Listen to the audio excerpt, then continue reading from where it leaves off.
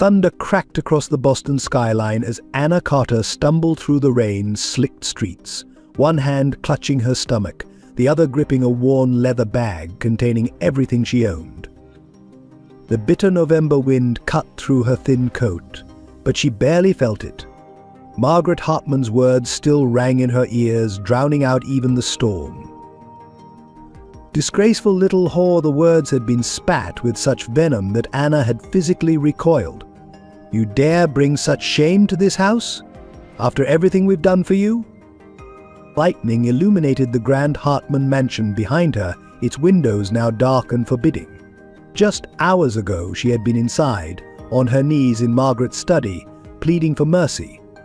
The perfectly polished hardwood floors she had scrubbed countless times now felt like a distant memory. Please, she had begged, her voice breaking. I have nowhere else to go. Her hand had instinctively moved to her stomach, where life grew inside her, unwanted evidence of Ethan Hartman's cruel nature. Margaret's face had contorted with disgust. Should have thought of that before you seduced my son, shouldn't you? But Anna had started to protest, but Margaret's sharp laugh cut her off. Oh, spare me your lies. I know girls like you. Just like your mother, aren't you? Always trying to climb above your station. The mention of her mother had struck deeper than any physical blow. Laura Carter had died when Anna was just 12, leaving her alone in a world that showed little kindness to those without means or connections. Now, 6 years later, history seemed to be repeating itself in the cruelest way possible. Another crack of thunder jolted Anna back to the present. She stumbled, her worn shoes slipping on the wet pavement. A passing car splashed through a puddle, drenching her further, but she barely noticed. Her world had narrowed to putting one foot in front of the other, fighting the waves of nausea that threatened to overwhelm her. Where could she go? Her grandmother had already turned her away, disgusted by the news of her pregnancy. The few friends she had were all servants in other wealthy homes. None could risk helping her without losing their own positions. The rain grew heavier, plastering her dark hair to her face, mixing with the tears she could no longer hold back. At 19 years old, alone and pregnant in a city that had shown her no mercy, Anna Carter faced a darkness deeper than the storm-swept night around her. The tiny apartment on Baker Street had never felt like a prison to young Anna, despite its crumbling walls and perpetually dripping faucet. In her earliest memories, the small space was transformed by her mother's presence. Laura Carter had a way of making even the most modest surroundings feel like a palace, filling their two-room home with the scent of lavender and the sound of gentle humming. Every morning, Laura would wake before dawn, carefully moving through their shared bedroom so as not to wake 8-year-old Anna. But Anna often lay awake, watching through half-closed eyes as her mother prepared for another long day of cleaning houses in Boston's wealthy neighborhoods. Even exhausted, Laura moved with a grace that seemed to defy their circumstances, her long, dark hair neatly braided, her worn uniform pressed to perfection. Appearance matters, sweetheart, she'd tell Anna, catching her daughter's reflection in their cracked mirror. Not because of what others think, but because of how it makes you feel inside. Stand tall even when the world tries to make you small. And their morning ritual never varied.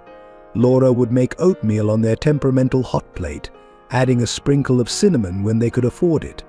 They'd sit together on Anna's bed, which doubled as their couch, sharing breakfast while Laura read from their small collection of second-hand books. Stories of princesses and adventures seemed possible in those precious morning moments, before reality demanded their attention. School days meant walking 6 blocks to Riverside Elementary, where Anna learned early to hold her head high despite her patched clothes and scuffed shoes. Laura had taught her that education was the one thing nobody could take away, and Anna took that lesson to heart, throwing herself into her studies with a determination that impressed her teachers. Your daughter has real potential, they'd tell Laura at parent-teacher conferences. She could go far with the right opportunities. Laura would beam with pride, though her eyes held a shadow of worry. Opportunities cost money, and money was something they never had enough of. Still, she worked extra hours, taking on additional cleaning jobs, saving every spare penny for Anna's future. Weekends were their treasure. No matter how exhausted Laura was, she'd take Anna to the public library, where they'd spend hours exploring worlds beyond their small apartment. Sometimes they'd walk through the public gardens, inventing stories about the wealthy people who passed by in their fine clothes. Remember, Laura would say, "Their money doesn't make them better than us. It's what's in your heart that matters." But the heart, Anna would learn, could be as fragile as their circumstances. The changes in her mother were subtle at first, a persistent cough that wouldn't go away, a pallor that no amount of rest seemed to cure. Laura dismissed Anna's concerns with gentle smiles and reassuring hugs, but the shadows under her eyes grew darker, and her graceful movements became increasingly labored. The breaking point came on a crisp autumn morning when Laura couldn't rise from bed. Her breathing was shallow, her skin burning with fever. Their elderly neighbor, Mrs. Martinez, called for an ambulance, while Anna clutched her mother's hand, terrified by how frail it felt in her grasp. The hospital walls were stark white, a harsh contrast to their cozy apartment. Doctors spoke in hushed tones about advanced pneumonia, about how Laura had waited too long to seek treatment, about how her body was too weakened by years of overwork to fight the infection. Anna spent every moment she could by her mother's bedside, watching helplessly as Laura grew weaker, despite the medicines dripping through various tubes. "Listen to me, my brave girl," Laura whispered one evening, her voice barely audible above the hospital machinery. "You're stronger than you know. Promise me you'll remember that. Promise me you'll keep your heart kind, no matter what life throws at you." Anna promised through her tears, holding onto her mother's hand as if she could anchor her to life through sheer will. But some promises couldn't prevent the inevitable. Laura Carter slipped away on a quiet Sunday morning, leaving 12-year-old Anna alone in a world that suddenly seemed impossibly large and cold. The funeral was small, attended only by a few of Laura's co-workers and some neighbors. Anna stood dry-eyed beside the simple casket, her mother's last words echoing in her mind. The social worker who came to collect her spoke kindly about foster homes and fresh starts, but Anna heard only the sound of her world crumbling further. It was Mrs. Martinez who suggested an alternative. Her niece worked as a housekeeper for the Hartman family, and they were looking for additional help. "You're young," she admitted, "but you know how to work hard. Your mother taught you well. It would be a roof over your head, food in your stomach, better than foster care? No." The Hartman mansion loomed before Anna like something from another world, its manicured lawns and gleaming windows a universe away from her mother's modest apartment. Margaret Hartman examined her with cold eyes, taking in her threadbare dress and determined expression. "You understand this isn't charity," Margaret had said sharply. "You'll work for your keep. Any mistake, any laziness, and you're out. Is that clear?" Anna had nodded, swallowing her fear. She was her mother's daughter, and she would survive. She would make Laura proud. The years that followed tested that resolve daily. Anna learned to wake before dawn, just as her mother had, though there was no loving presence to ease her into the day. She learned to move silently through the mansion's grand rooms, to become invisible when the Hartmans entertained, to swallow her pride when Margaret's criticism cut too deep. At night, in the tiny servant's room that was now her home, Anna would often dream of her mother. In these dreams, Laura was always healthy, always smiling, her voice full of the warmth that had made their small apartment feel like a palace. She would wake from these dreams with tears on her cheeks, clutching the single photograph she had managed to save Laura in her cleaning uniform, standing proud and tall despite her circumstances. "Stand tall," Anna would whisper to herself in the pre-dawn darkness, echoing her mother's words. "Even when the world tries to make you small." The irony wasn't lost on her that she had ended up following in her mother's footsteps, cleaning houses for the wealthy. But Anna held onto her mother's dream of education, studying whenever she could find a spare moment. She borrowed books from the local library, teaching herself from discarded textbooks, determined that one day she would make something more of herself. Little did she know that fate had plans that would test every lesson her mother had taught her about strength, dignity, and the power of maintaining a kind heart in an often cruel world. The Hartman mansion stood as a monument to old money and carefully cultivated appearances. Its marble floors and crystal chandeliers spoke of generations of wealth, though few knew that Margaret Hartman's own history was far less illustrious than she pretended. Behind the perfectly manicured lawns and gleaming windows lay a house of secrets, where every corner held shadows deeper than the expensive dark wood paneling suggested. Margaret Hartman ruled her domain with an iron fist wrapped in silk gloves. Her morning inspections were dreaded by every member of the household staff. She would run a white-gloved finger along banisters, peer behind curtains, and examine silverware with the intensity of a jeweler studying diamonds. Her voice, cultured and precise, could cut deeper than any blade when she found fault, which she invariably did. Inadequate, she would pronounce, watching Anna re-polish an already gleaming surface. Really, girl, one would think you'd never been taught proper standards. Though considering your background, perhaps that's to be expected. These subtle reminders of Anna's social status were Margaret's specialty. She took particular pleasure in highlighting the gulf between herself and her servants, though whispers among the older staff hinted at her own humble beginnings. They said she had once been a maid herself, before catching the eye of Richard Hartman Saar, whose recent death had left her in control of both the mansion and the family's considerable fortune. Ethan Hartman, her only son, was cut from a different cloth entirely. Where his mother maintained a facade of rigid propriety, Ethan wore his privilege like a shield, using it to justify his worst impulses. He moved through the mansion as if it were his personal hunting ground, his eyes following the younger maids with a predatory gleam that made them hurry to avoid being caught alone with him. At 25, Ethan was engaged to Catherine Winchester, daughter of one of Boston's oldest families. The upcoming marriage was Margaret's crowning achievement, a final step into the highest echelons of society.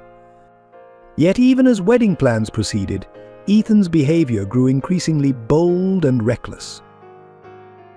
"You're different from the others," he would tell Anna, cornering her in empty hallways or the darkened kitchen after hours.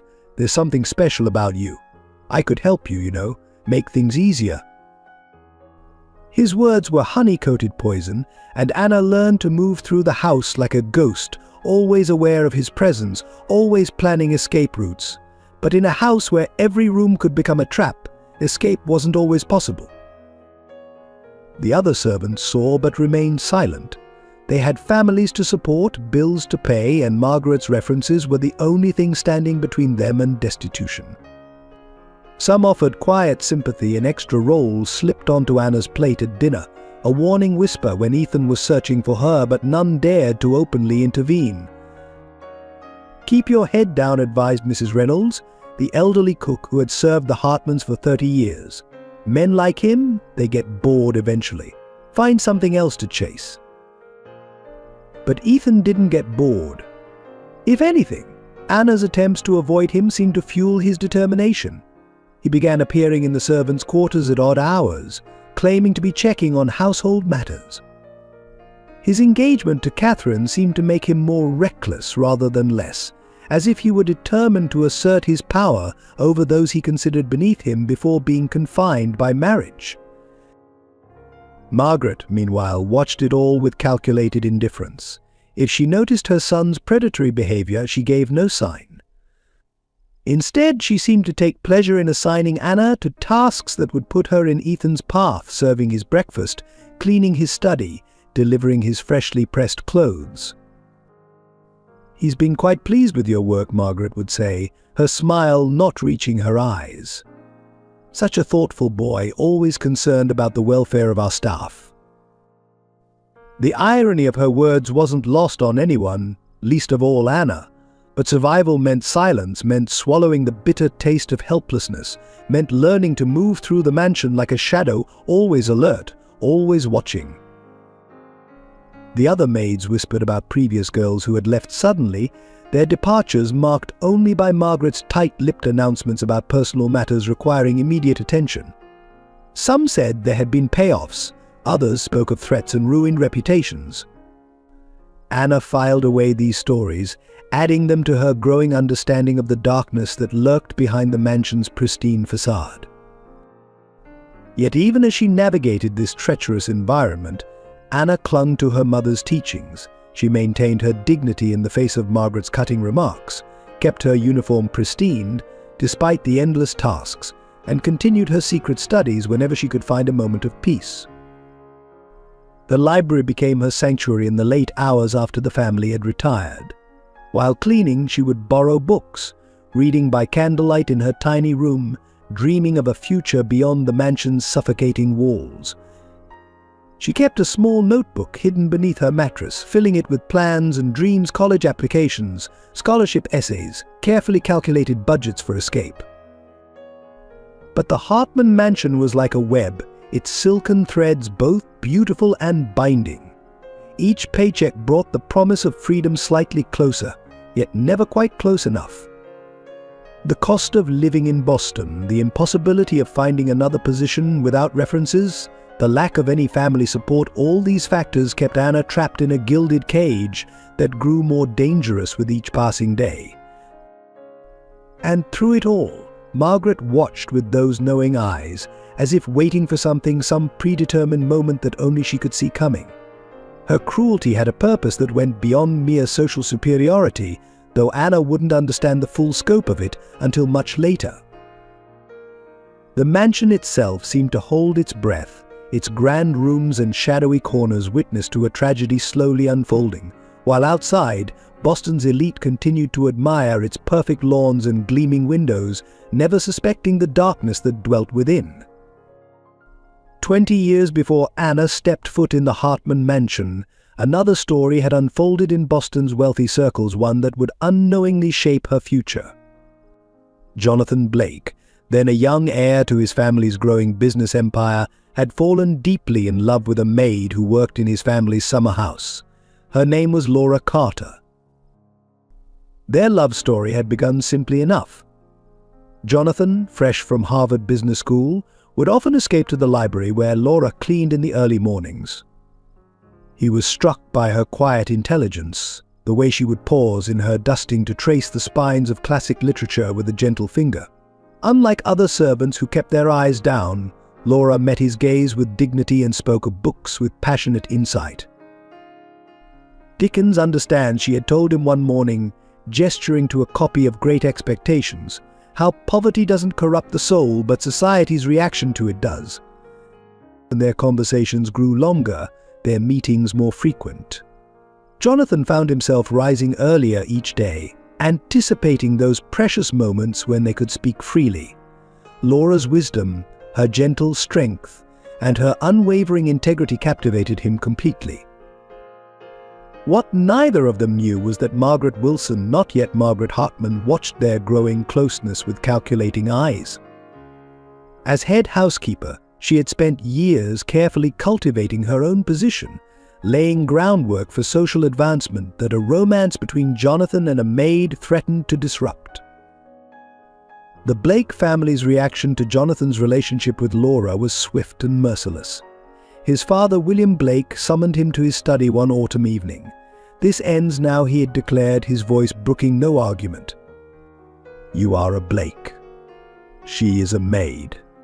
The world has an order, and you will maintain it."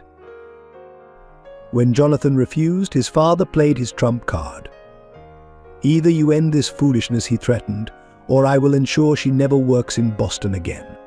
Her reputation, her future, I will destroy them all." Margaret, seeing an opportunity, played her part perfectly. She gave Laura's name to other wealthy families, spreading whispers about inappropriate behavior with the son of the house. Within days, Laura's position became untenable. She disappeared from the Blake estate without a trace, leaving Jonathan devastated and angry. What no one knew, not Jonathan, not his family, not even Margaret, was that Laura carried more than a broken heart when she left. She carried Jonathan's child, though she would never tell him. Her pride and her desire to protect her unborn baby from the cruel judgments of Boston's elite sealed her lips.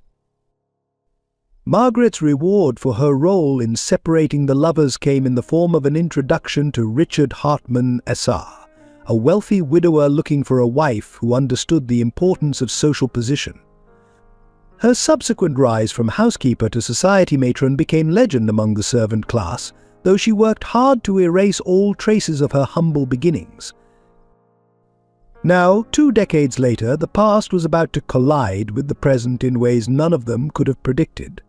When Margaret first saw Anna's application for the maid position, she recognized Laura's features immediately in the young girl's face.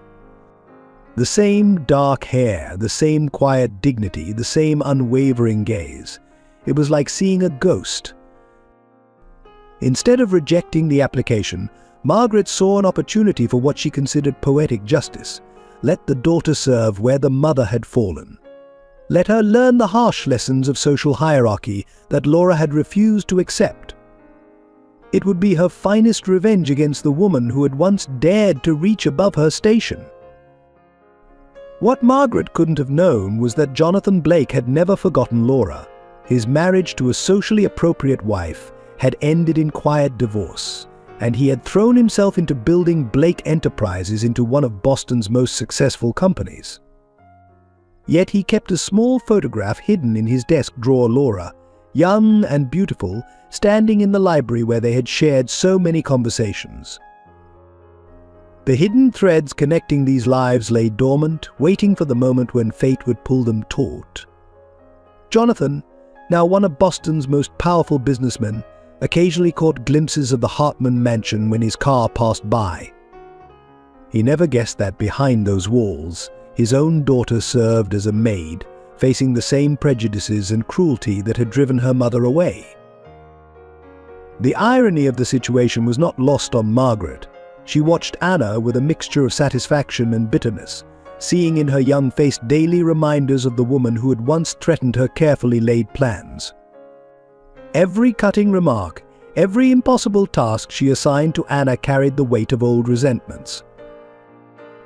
But Margaret's elaborate revenge had one fatal flaw.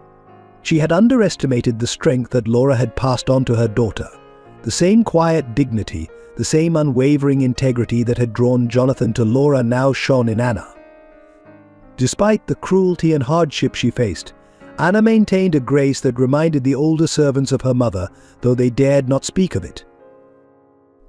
And so the stage was set, the players unknowingly moving toward a confrontation that would expose long-buried secrets and shatter carefully maintained facades. The past, as it often does, refused to stay buried, waiting for the perfect moment to emerge and demand its due. In his high-rise office, Jonathan Blake built his empire, never suspecting that his greatest loss had left him with a legacy he couldn't imagine. In the Hartman mansion, Margaret played her role as society matron, believing she had mastered fate itself.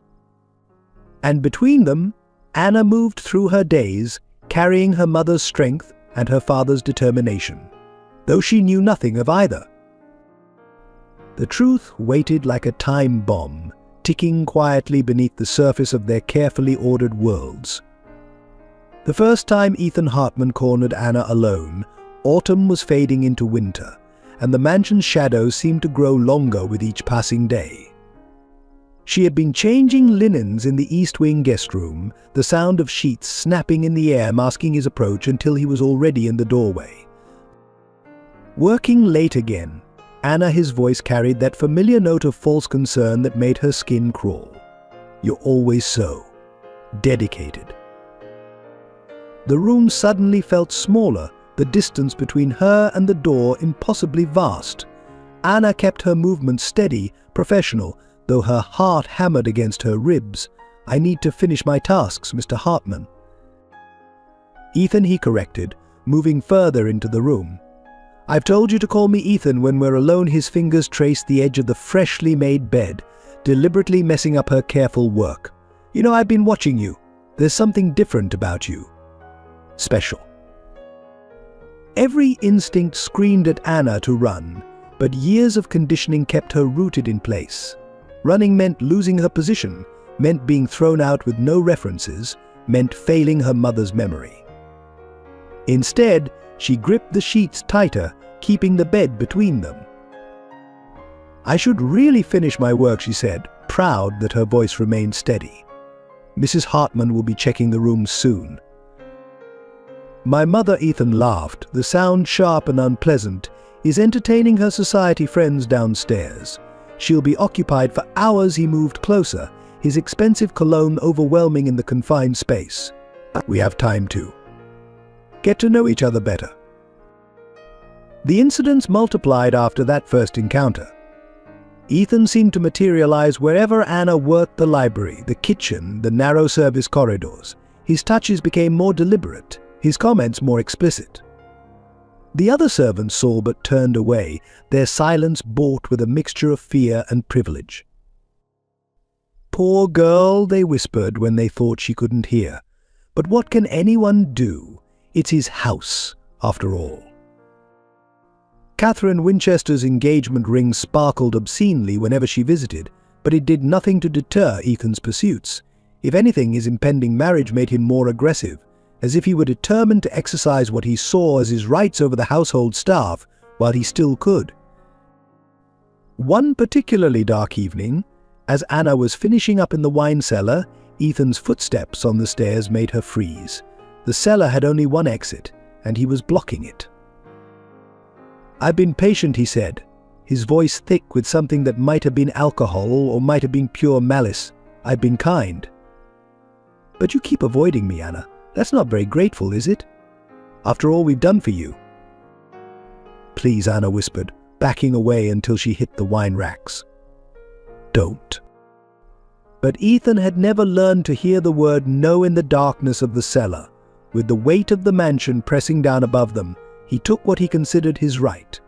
Anna's protests, her struggles, meant nothing to him. She was property, like everything else in his world, existing solely for his pleasure and convenience. Afterward, straightening her uniform with trembling hands, Anna caught her reflection in a window. Her mother's eyes stared back at her, filled with a pain that went beyond the physical. Stand tall, she whispered to herself, though her voice broke on the words. Even when the world tries to make you small. But standing tall became harder with each passing day. Ethan's attacks grew more frequent, more violent. He seemed to take pleasure in her fear, in the way she flinched whenever he appeared. The mansion became a maze of danger, every corner potentially hiding her tormentor. Margaret, if she noticed the changes in Anna, the dark circles under her eyes, the way she jumped at sudden noises, gave no sign. If anything, she seemed to take pleasure in assigning Anna tasks that would put her in Ethan's path. The silver needs polishing in the study, she would say, knowing full well that Ethan spent his afternoons there. And do take your time. We want it done properly. The other servants offered what small kindnesses they could. Mrs. Reynolds would save plates of food for Anna, knowing she often missed meals hiding from Ethan. Sarah, one of the younger maids, would create distractions when she saw Ethan searching for Anna, giving her time to slip away. But in the end, these small mercies couldn't protect her from the inevitable. The mansion's walls held too many secrets, too many dark corners where power could assert itself over the powerless. Anna's world narrowed to a series of calculations: which routes were safest, which rooms offered the best escape paths, which times Ethan was least likely to be prowling the halls. The worst part was the isolation.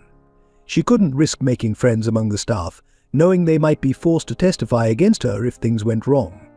She couldn't seek help from the outside world, knowing that no one would believe a maid over the son of one of Boston's prominent families.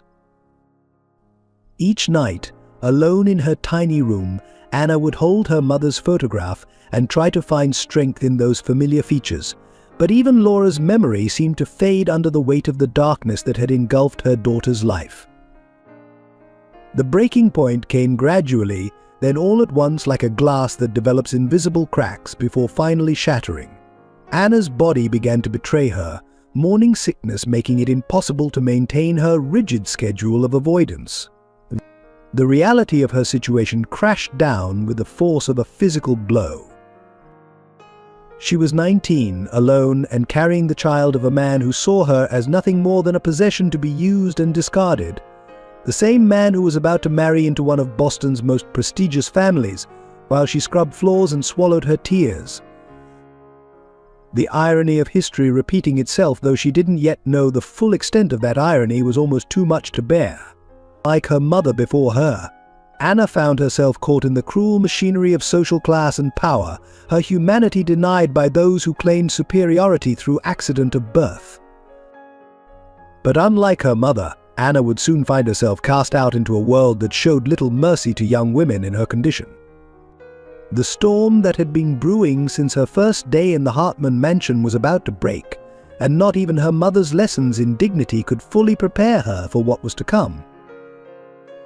The realization came to Anna on a cold December morning, as she knelt before the toilet in the servants' bathroom, her body heaving with a sickness that couldn't be explained away by stress or lack of sleep.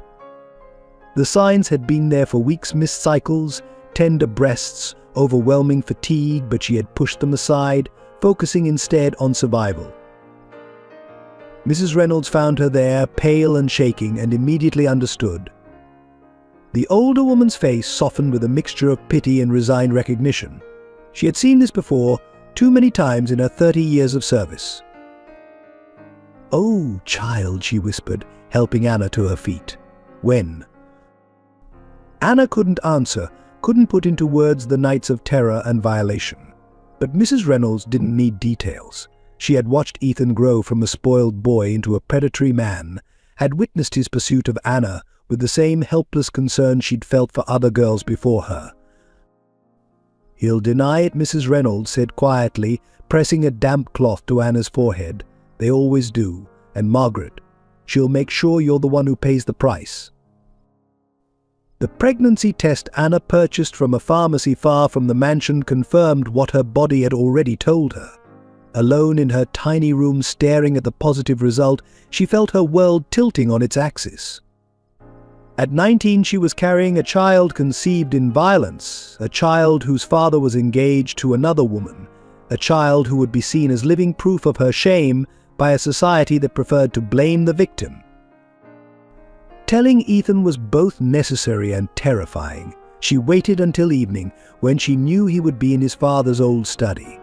The room still smelled of leather and expensive cigars, though Richard Hartman had been dead for over a year. "I need to speak with you," Anna said from the doorway, her voice steadier than she felt. Ethan barely looked up from his laptop. "Make it quick. I have dinner plans with Catherine." The name of his fiancée made Anna's stomach turn, but she forced herself to continue. "I'm pregnant."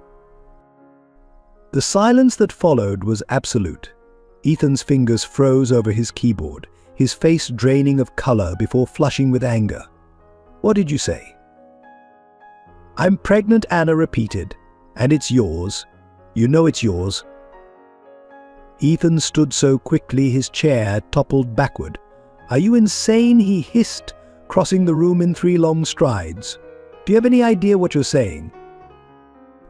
"I'm saying what's true," Anna insisted, though she backed away from his advance. "I haven't been with anyone else. You know that."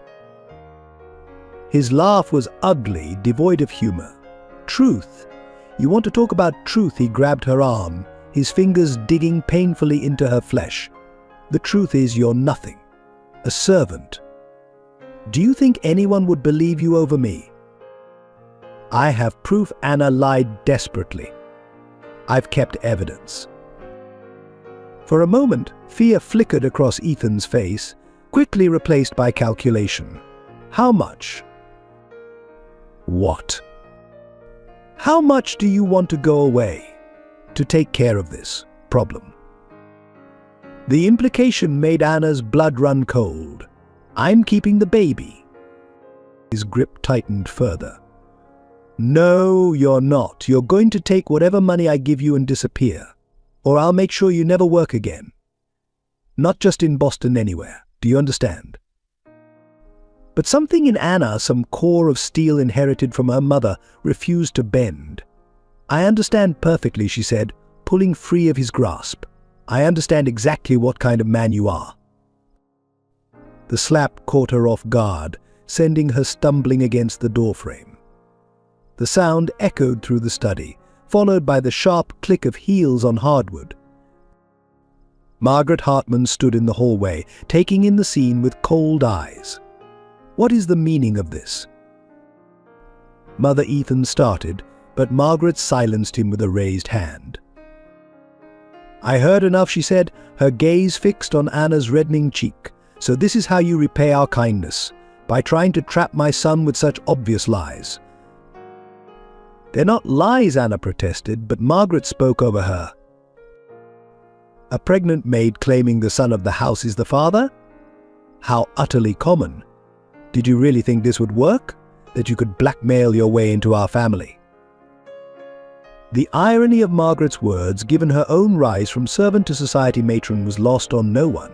But power had a way of rewriting history, of turning former allies into convenient enemies. "I don't want anything from you," Anna said, her hand unconsciously moving to her stomach. "I just thought he should know." Margaret's smile was razor-sharp. "Oh, he knows exactly what you are. A scheming little nobody who thought she could improve her station through the oldest trick in the world." She turned to her son. "Ethan, leave us. I'll handle this." As Ethan fled the scene, Margaret's facade of civilization dropped completely. "You have exactly 1 hour to pack your things and leave this house. If you're not gone by then, I'll have you arrested for theft." "Theft?" Anna echoed in disbelief. "Several valuable items have gone missing lately," Margaret said smoothly. "How unfortunate that we'll discover them among your possessions if you force my hand." The threat was clear. In Margaret's world, power didn't just corrupt, it rewrote reality itself to serve its own ends. Anna would be not just homeless but branded a criminal, her future destroyed as thoroughly as Laura's had been 2 decades before. Standing in that study, facing the cold fury of a woman who had once been just like her, Anna felt the full weight of history's cruel cycles. But beneath the fear and despair, something else stirred, a determination that went beyond mere survival. This child, conceived in darkness, would not be born into shame. Somehow, some way, she would find a path forward that didn't require sacrificing her dignity or her integrity. Her mother's voice echoed in her memory. "Stand tall, even when the world tries to make you small." And so Anna stood, facing Margaret's hatred with a strength she didn't know she possessed, preparing herself for a future that seemed as dark and uncertain as the winter night beyond the mansion's walls. The hour Margaret had given Anna passed like a nightmare in slow motion. In her tiny servant's room, she frantically stuffed what she could into her mother's old leather bag, a few changes of clothes, her mother's photograph, the small notebook containing her dreams of education and escape. The rest of her meager possessions would have to be abandoned. Mrs. Reynolds appeared at her door, tears streaming down her weathered face. "Take this," she whispered, pressing a worn envelope into Anna's hands. "It's not much, just my savings for Christmas presents. But it might help." Anna tried to refuse, but the old cook wouldn't hear of it. "Your mother would never forgive me if I let you leave with nothing," she said, her voice breaking. "Laura always said you were special, different." The mention of her mother made Anna pause. "You knew my mother?" But before Mrs. Reynolds could answer, Margaret's sharp voice cut through the servants' quarters. "Time's up, girl. Get out before I call the police." The other servants lined the narrow hallway as Anna made her way to the service entrance, their faces a mixture of pity and relief that it wasn't them being cast out. Sarah, the young maid who had often helped her avoid Ethan, pressed a sandwich wrapped in napkins into her coat pocket. No one spoke. They couldn't risk Margaret's wrath, but their silent support followed Anna like invisible hands at her back. At the door, Margaret waited with two burly security guards. "Search her," she commanded. The men hesitated, uncomfortable with the task, but Margaret's glare brooked no argument. "This is unnecessary," Anna protested as they went through her bag. "I haven't taken anything." "Haven't you?" Margaret's voice dripped with venom. "You tried to take my son's reputation, his future. Did you really think I wouldn't protect him from someone like you?" The guards found nothing, of course, but Margaret wasn't finished. She held up Anna's last paycheck, then slowly tore it into pieces. "Consider this a lesson in knowing your place. If I ever see you near this house again, I'll make sure you spend years behind bars." The winter wind cut through Anna's thin coat as she stepped outside. The gate clanged shut behind her with a finality that echoed in her bones. She stood there for a moment, watching the mansion's lights blur through her tears before turning away from the only security she had known since her mother's death. Her first thought was her grandmother's house in Dorchester. Though they hadn't spoken in years, surely blood would count for something in this crisis. The walk took over 2 hours in the bitter cold, her shoes designed for indoor work offering little protection against the icy sidewalks. The house looked smaller than she remembered, its paint peeling. The garden her mother had once tended now overrun with weeds. Anna's knock echoed hollowly, and for a moment she feared no one was home. Then the door creaked open, revealing her grandmother's stern face. Recognition flickered in the older woman's eyes, followed quickly by suspicion. "Anna, what are you doing here?" The story spilled out in broken sentences: the Hartmans, the pregnancy, the expulsion. With each word, her grandmother's expression hardened until it was as cold as Margaret's had been. "Just like your mother," she spat. "Getting yourself in trouble, expecting others to clean up your mess. Well, I warned Laura what would happen if she kept reaching above her station, and now look, her daughter's following the same path to ruin." "Please," Anna whispered, her voice raw. "I have nowhere else to go." "That's not my problem." Her grandmother's words fell like ice. "You made your bed, literally. It seems now lie in it. I won't have your shame touching this family again." The door slammed shut, leaving Anna alone on the porch where she had once played as a child. Through the window she could see her grandmother picking up the phone, probably calling her uncle to warn him that Anna might try his house next. The message was clear: she was as unwelcome there as she had been at the Hartmans. The reality of her situation crashed over her like a wave. She was 19, pregnant, with less than $50 to her name, Mrs. Reynolds' Christmas savings. No job, no references, no family willing to help. The shelters she knew of were already overcrowded with winter's arrival, and most had waiting lists weeks long. As night fell, the temperature dropped further. Anna found herself in a small park, huddled on a bench, trying to make sense of how quickly her world had collapsed. Her mother's photograph seemed to burn in her pocket. What would Laura think of her daughter now? What would she say about the granddaughter or grandson growing in Anna's womb? A police car cruised by slowly, its spotlight sweeping the park. Anna pulled herself deeper into the shadows, knowing they would likely move her along if they spotted her. She had seen how the police treated the homeless, especially young female ones. The stories she'd heard from other servants about girls in her situation made her blood run cold. Her hand rested on her still flat stomach, feeling the life growing there, innocent of the circumstances of its conception, unaware of the chaos it had unleashed. In that moment, despite everything, Anna made a promise to her unborn child. "We'll survive this," she whispered into the darkness. "I don't know how, but we will. And someday you'll know you were born from strength, not shame." The wind carried her words away, but the promise remained, burning like a small flame against the gathering night. Tomorrow she would need to figure out food, shelter, medical care, the basic necessities that had seemed so simple just hours ago. But for now, she allowed herself this moment of quiet determination, this echo of her mother's spirit. Above her, the stars emerged one by one, cold and distant as Margaret Hartman's eyes, while below, Boston's streets stretched out like a maze with no exit in sight. 3 days of homelessness had taught Anna lessons no one should have to learn. She had discovered which coffee shops would let her use their bathrooms without buying anything, which dumpsters behind bakeries might contain day-old bread, which doorways offered the best shelter from the bitter December wind. But it was the silence of the city at dawn that struck her most, the way Boston seemed to hold its breath before the morning rush began. She was walking down Commonwealth Avenue, her mother's bag clutched close, when the glint of metal caught her eye. Half hidden in the shadows between 2 parked cars lay a leather briefcase, its brass fixtures reflecting the early morning light.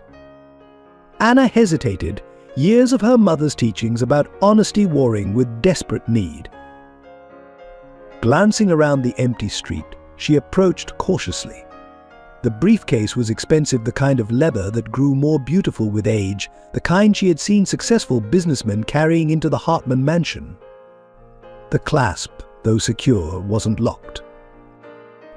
Inside, she found stacks of documents bearing the letterhead of Blake Enterprises, one of Boston's largest companies.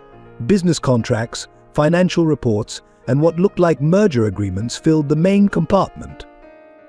A smaller pocket held a Mont Blanc pen and a business card, Jonathan Blake, CEO. Great expectations indeed, Anna murmured, remembering her mother's love of Dickens. Here was enough expensive paper to keep her warm if she burned it, enough valuable items to pawn for food and shelter. The temptation was overwhelming. But as she sat there, the briefcase open in her lap, different words echoed in her memory. Her mother's voice, tired but firm, "Our integrity might be all we own, but it's worth more than gold." The documents themselves told a story of power and wealth beyond Anna's comprehension. Property acquisitions worth millions, corporate strategies that could affect thousands of lives, personal notes that hinted at deals yet to be made. Jonathan Blake's signature, bold and confident, marked him as a man accustomed to shaping the world to his will. A passing police car made her heart race, but it rolled by without slowing.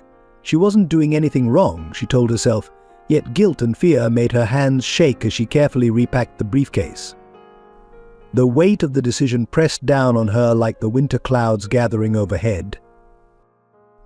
The Blake Enterprises building dominated the downtown skyline, 70 stories of glass and steel reaching toward the heavens. Anna had passed it before but had never had reason to go inside. Now, standing before its revolving doors with the briefcase in her hands, she felt smaller than ever. Well-dressed professionals streamed past her, some casting suspicious glances at her worn coat and shabby shoes. The security guard at the desk watched her approach with barely concealed skepticism. "I found this," Anna said, holding out the briefcase. "It belongs to Mr. Blake." The guard's expression shifted from suspicion to surprise, then back again. "Wait here," he said, picking up his phone. Minutes stretched like hours as Anna stood in the lobby, trying not to flinch under the curious stares of passing employees. Her body ached from nights spent on hard benches, and morning sickness churned in her empty stomach. It would be so easy to turn and flee, to take her chances with the contents of the briefcase. Who would blame her in her condition? But she stayed, her mother's teachings holding her in place as surely as chains. Even when she had nothing else, she had her integrity. It was a poor shelter against the cold, but it was all she had left. A young man in an impeccable suit appeared from the elevator, introducing himself as David Parker, Mr. Blake's personal assistant. His eyes widened slightly when he saw the briefcase. "Mr. Blake has been looking for this since yesterday," he said, taking it carefully. "There are extremely sensitive documents inside. Where did you find it?" Anna explained, keeping her voice steady despite her exhaustion. David listened intently, then asked her to wait while he spoke with his boss. The lobby's marble floors and soaring ceilings made Anna think of the Hartman mansion, though this place felt different, less oppressive somehow, as if its grandeur served a purpose beyond mere display. When David returned, his manner had changed subtly. "Mr. Blake would like to thank you personally," he said. "Would you please come up to his office?" The elevator ride to the 70th floor was surreal. Anna caught glimpses of herself in the mirrored walls, pale, disheveled, clearly out of place in this temple of corporate power. Yet something about David's respectful manner gave her courage. Jonathan Blake's office suite was larger than the entire servants' quarters at the Hartmans. Floor-to-ceiling windows offered a view of Boston Harbor, while subtle artwork and elegant furniture spoke of wealth that didn't need to announce itself.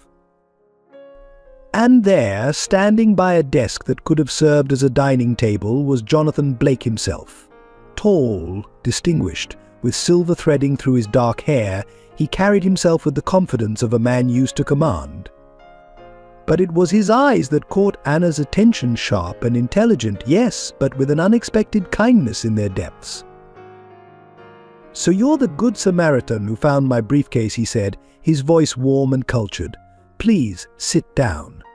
Tell me your name." Anna Carter, so she perched on the edge of an armchair that probably cost more than she had earned in a year at the Hartmans. Something flickered across Jonathan's face at her name, but it passed so quickly she thought she must have imagined it. "The documents you returned are worth millions in potential deals," he said. "Most people would have been tempted to use them for leverage." "I couldn't do that," Anna replied simply. "It wouldn't be right." Jonathan studied her for a long moment, taking in her worn clothes, her evident exhaustion, the way she unconsciously pressed one hand to her stomach. His expression shifted, becoming more focused, more intent. "Integrity like yours is rare," he said finally, "especially when testing it would have cost me so much and benefited you so greatly. Tell me, Miss Carter, are you currently employed?" The question hit her like a physical blow. "No, sir. I recently lost my position." "Then perhaps this was fate," Jonathan said, leaning forward slightly. "I believe in rewarding honesty, Miss Carter, and I find myself in need of someone with your evident character. Would you be interested in a position here at Blake Enterprises?" The offer hung in the air between them, as unexpected as a lifeline thrown to a drowning woman. Anna felt tears threatening and blinked them back fiercely. She wouldn't cry, not here, not now. "Why would you trust me?" she asked, her voice barely above a whisper. "You don't know anything about me." Jonathan's smile was gentle but firm. "I know you had every reason to take advantage of finding that briefcase, and you didn't. I know you came to return it despite clearly being in difficult circumstances yourself. That tells me more about your character than any resume could." Outside the windows, Boston stretched away toward the horizon, the same city that had seemed so hostile just hours before. Inside, Anna felt something she hadn't experienced since leaving the Hartman mansion. Hope. After Anna left his office that first day, Jonathan Blake stood at his window for a long time, watching the city lights begin to twinkle in the gathering dusk. Something about the young woman had stirred memories he'd thought long-buried echoes of another time, another face. "David," he called to his assistant, "find out everything you can about Anna Carter. Her background, her previous employment, everything." As he waited for the information, Jonathan found himself pulling out an old photograph from his desk drawer. Laura Carter smiled up at him from 20 years ago, her dark eyes filled with the same quiet dignity he'd seen in Anna today. The resemblance was striking, now that he allowed himself to see it. "It can't be," he whispered to the empty office, but doubt had taken root, and with it, a wild hope he dared not name. David's investigation yielded results within days.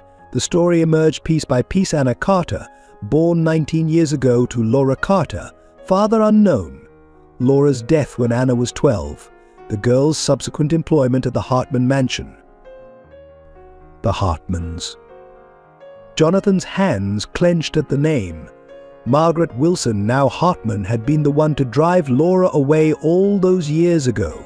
The connection couldn't be coincidence. "There's more," Sir David said hesitantly. "According to my sources, Miss Carter was dismissed from the Hartmans' employment 3 days before she found your briefcase. The circumstances were troubling." Jonathan listened as David outlined what he'd learned: the pregnancy, the accusations, the cruel expulsion. Each detail felt like a physical blow. If his suspicions were correct, if Anna was who he thought she might be. "Get me Laura Carter's death certificate," he ordered, "and find out where she lived before she died. I need to be certain." The pieces came together like a cruel puzzle. Laura had left the Blake estate in early spring 19 years ago. Anna had been born the following winter.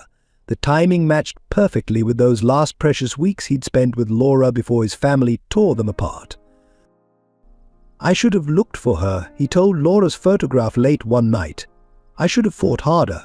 Maybe if I had." But regret was a luxury he couldn't afford now. If Anna was indeed his daughter, she needed him even if she didn't know it yet. The thought of her carrying his grandchild, homeless and vulnerable on Boston's winter streets, made him physically ill. He began watching her more closely at work, noting the small similarities that had escaped him before. The way she tilted her head when concentrating, just as Laura had done. Her quiet determination to excel at every task, no matter how small. The inherent grace with which she moved through the office, making even the most mundane activities seem dignified. "She's doing remarkably well," David reported. "The other employees have noticed her work ethic. She stays late, learns quickly, never complains." But Jonathan also saw what others might miss: the carefully hidden exhaustion, the way she sometimes pressed a hand to her lower back when she thought no one was watching, the moments when morning sickness forced her to excuse herself quickly from meetings. He arranged for her to have a better apartment, explaining it as a company benefit, made sure nutritious meals were available in the office cafeteria, assigned her projects that would challenge her mind while allowing for regular breaks. Still, he hesitated to reveal the truth. Anna had been through so much already. Would learning about their connection be a comfort or another burden? Would she hate him for not being there all these years? For failing to protect her mother? For letting her end up in the Hartmans' cruel household? One afternoon, he overheard her talking to David about her mother. The love and pride in her voice when she spoke of Laura made his heart ache. "She always told me to hold on to my integrity," Anna was saying, "that it was worth more than any money or position." "She sounds like a wise woman," David replied. She was. "I just wish," Anna's voice caught slightly, "I wish she could see me now. That she could know her grandchild." Jonathan had to turn away, his eyes burning. Laura should have been here, should have seen their daughter grow into this remarkable young woman. Instead, she had died alone, keeping his child safe from the very world that had rejected her. The DNA test results, when they came, merely confirmed what his heart already knew. The genetic markers were unmistakable. Anna Carter was his daughter. His and Laura's love had created this person who, against all odds, had found her way back to him. But with this confirmation came an even heavier burden of guilt. While he had built his business empire, his daughter had been serving as a maid, vulnerable to the very people who had destroyed her mother's life. While he had lived in luxury, she had been sleeping on park benches, carrying his grandchild with nowhere to turn for help. "We need to tell her," David said gently, watching his boss struggle with the weight of this knowledge. "Not yet," Jonathan replied. "She needs stability first. Time to heal, to feel secure. I won't risk overwhelming her with this until she's stronger." But every day, every interaction became more difficult. He found himself having to resist the urge to embrace her when she excelled at a task, to comfort her when she looked tired, to tell her how proud he was of her resilience and strength. Instead, he channeled his paternal instincts into quiet protection. Security cameras monitored her apartment building. A car was always available if she needed it. Medical bills disappeared before they reached her. Small kindnesses that couldn't make up for years of absence, but might at least ease her present burdens. And always Laura's photograph watched from his desk drawer, seeming to ask when he would find the courage to bridge the gulf between father and daughter, to transform their professional relationship into the family bond it was meant to be. Soon he promised both Laura's memory and himself. Very soon. 3 weeks after Anna returned the briefcase, Jonathan Blake called her into his office for what would become a life-changing conversation. The winter sun was setting early, painting the Boston skyline in shades of gold and purple as she sat across from his imposing desk. "How are you finding your work here, Miss Carter?" he asked, his tone carefully neutral. "It's more than I could have hoped for, Mr. Blake," Anna replied honestly. "Everyone has been very kind." Jonathan nodded, studying her with those penetrating eyes that seemed to see more than she wanted to reveal. "David tells me you've been taking business classes in the evening." Anna felt her cheeks warm. She hadn't told anyone about the online courses she'd been squeezing in between work and exhaustion. "Yes, sir, I want to understand more about what we do here." "Admirable," he said, standing to look out over the city. "But perhaps not the wisest choice in your condition. You need rest, proper care." Her hand instinctively moved to her stomach, now showing a slight curve beneath her loose blouse. "I can't afford to waste time," she said softly. "This child deserves a better future than I had." Jonathan turned back to face her, his expression unreadable. "That's precisely what I wanted to discuss. I have a proposition for you." He outlined his offer with businesslike precision. A full scholarship to complete her education, a position in the company's management training program, an apartment in a secure building near the office, complete medical coverage for her and the baby. "But why?" Anna asked, overwhelmed by the generosity. "I only returned your briefcase. This is too much." "Is it?" Jonathan's voice held a note she couldn't quite identify. "You showed extraordinary integrity at a moment when taking advantage would have been not just easy, but perhaps even understandable. That kind of character is rare, Miss Carter. I believe in investing in people who prove their worth." Still, Anna hesitated. Her experiences with the Hartmans had taught her to be wary of seemingly generous offers. "What would you expect in return?" "Your best effort," he replied simply. "Your commitment to learning and growing with the company. Nothing more, nothing less." He must have seen the doubt in her eyes because his tone softened. "This isn't charity, Miss Carter. It's an investment in potential. I recognize you have a sharp mind and a strong work ethic. With the right opportunities, you could go far in this company." Anna thought of her mother, who had always emphasized education even when they could barely afford food. What would Laura say about this chance? "The apartment," she said carefully. "Would it be in my name? And the scholarship, would I be free to choose my course of study?" Jonathan's lips curved in what might have been approval at her questions. "Of course. Everything would be legally documented. You'd have complete independence." He slid a folder across the desk. Inside were contracts, lease agreements, scholarship papers, all meticulously prepared. "Take these home," he said. "Review them carefully. Have a lawyer look them over if you wish. I'll cover the cost. This is a significant decision. You should make it with full understanding." Anna lifted the papers with trembling hands. The weight of the opportunity they represented felt almost physical. "When would you need my answer?" "Take the weekend," Jonathan replied. "But know this, whatever you decide, your current position here is secure. This offer is additional, not conditional."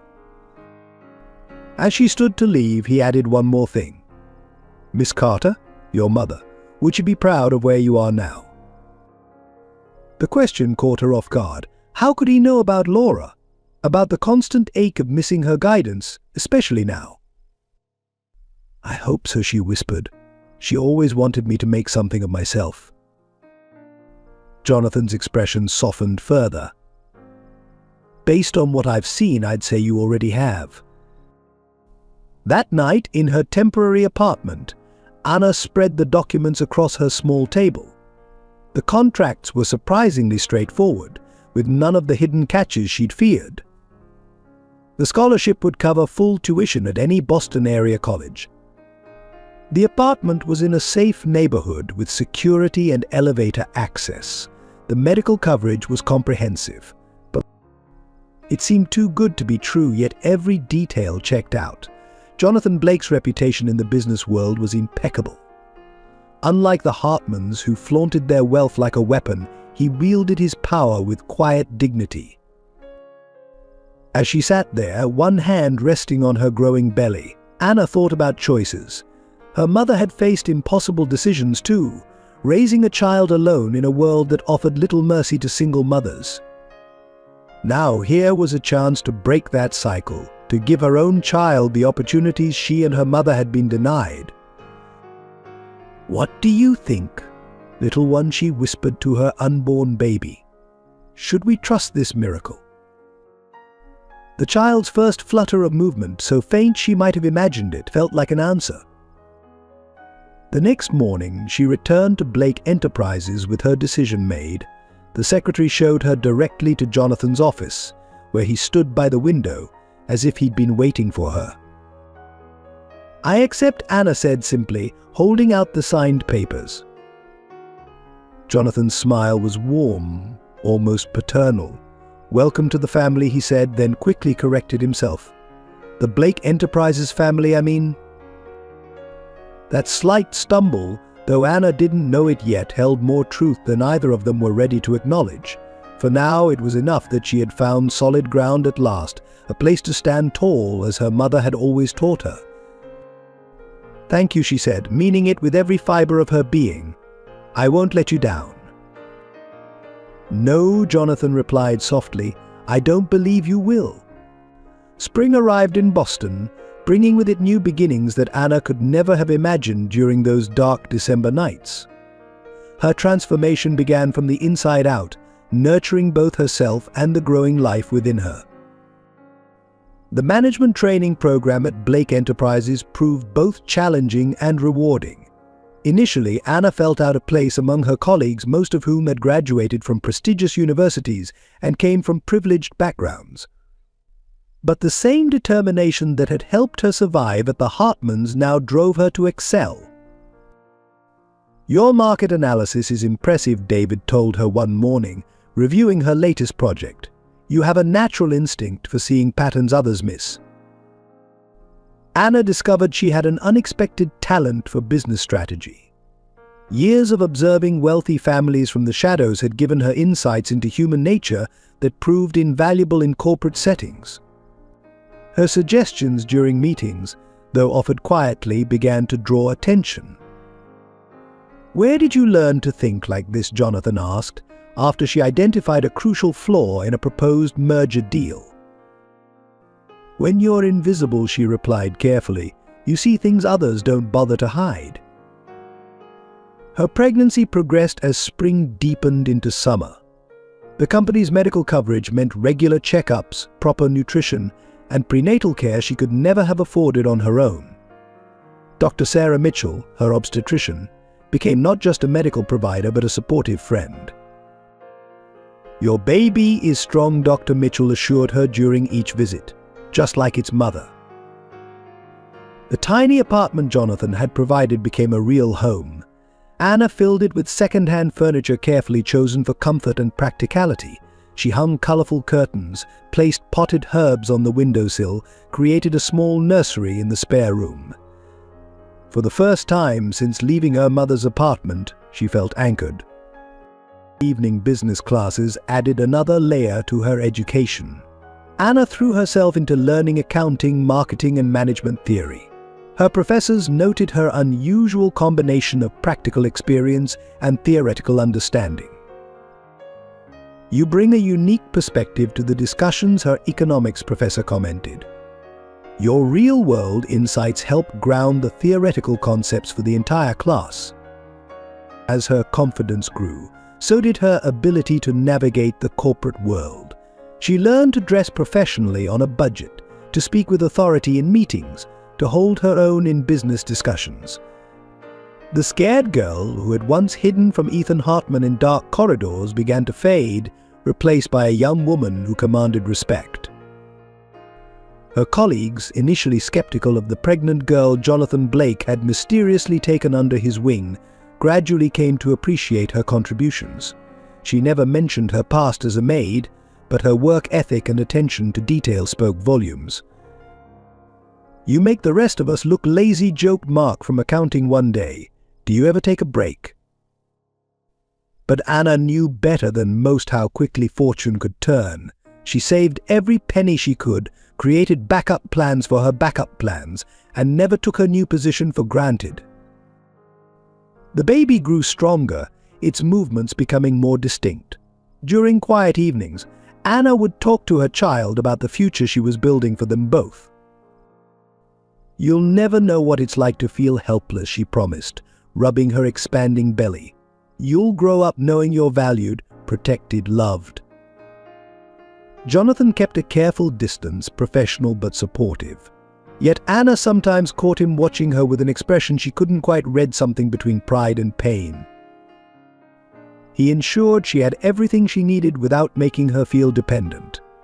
When morning sickness forced her to miss an important meeting, he rescheduled without comment. When she struggled with a particularly heavy workload, he quietly redistributed tasks while still maintaining her dignity. "Never apologize for taking care of yourself," he told her firmly when she tried to explain working from home during a difficult day. "Your health and your child's health come first." The summer brought unexpected challenges. News of her presence at Blake Enterprises reached the Hartmans. Ethan's engagement to Catherine Winchester had ended mysteriously, and rumors suggested he was drinking heavily. "He's been asking questions about you," David warned her one day.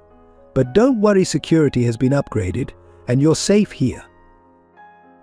Instead of cowering, Anna faced the threat head-on. She filed official reports about the abuse she'd suffered, documented everything that had happened at the mansion, and made sure her new life was legally protected. "You're not their victim anymore," Dr. Mitchell reminded her during a checkup. "You're a survivor building a future." As her belly grew, so did her determination. She developed a reputation for being thorough, insightful, and unshakable under pressure. Senior executives began requesting her input on projects, appreciating her unique ability to spot potential problems and suggest practical solutions. "Where did Blake find you?" one VP asked after she prevented a costly mistake in a contract negotiation. "I found my own way here," Anna replied simply, her hand resting on her 7-month bump. "Sometimes life's worst moments lead you to where you're meant to be."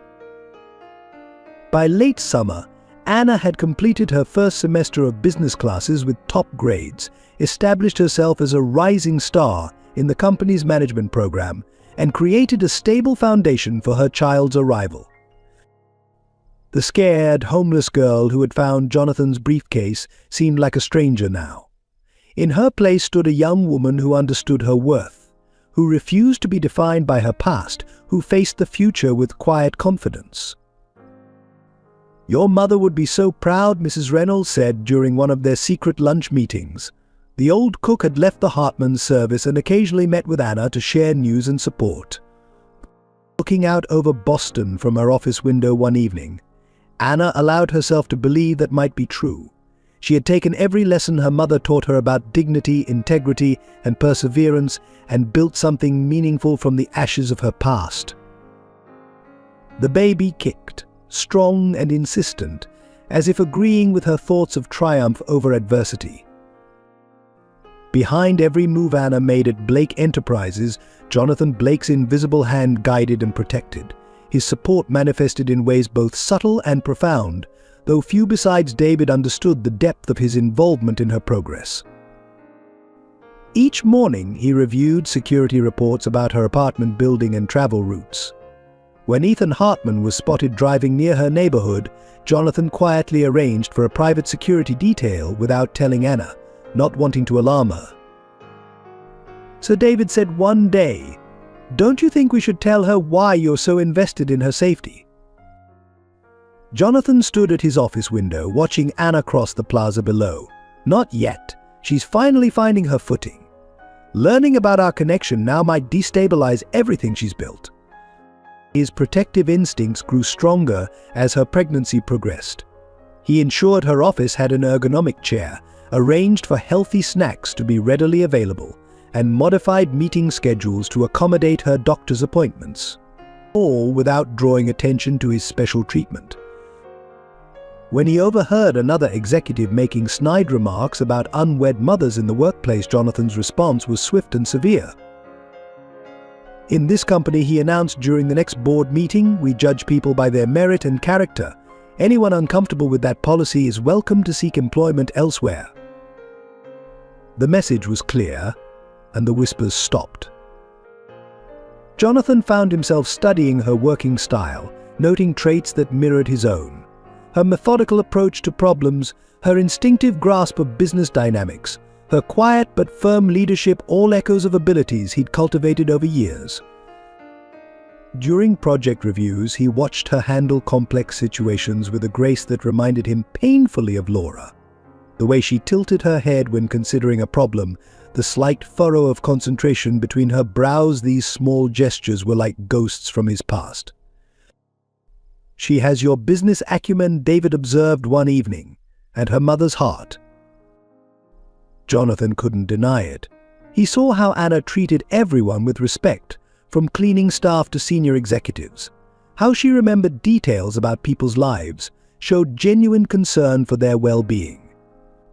Laura's influence shone through in these moments of natural kindness. His guilt grew alongside his pride.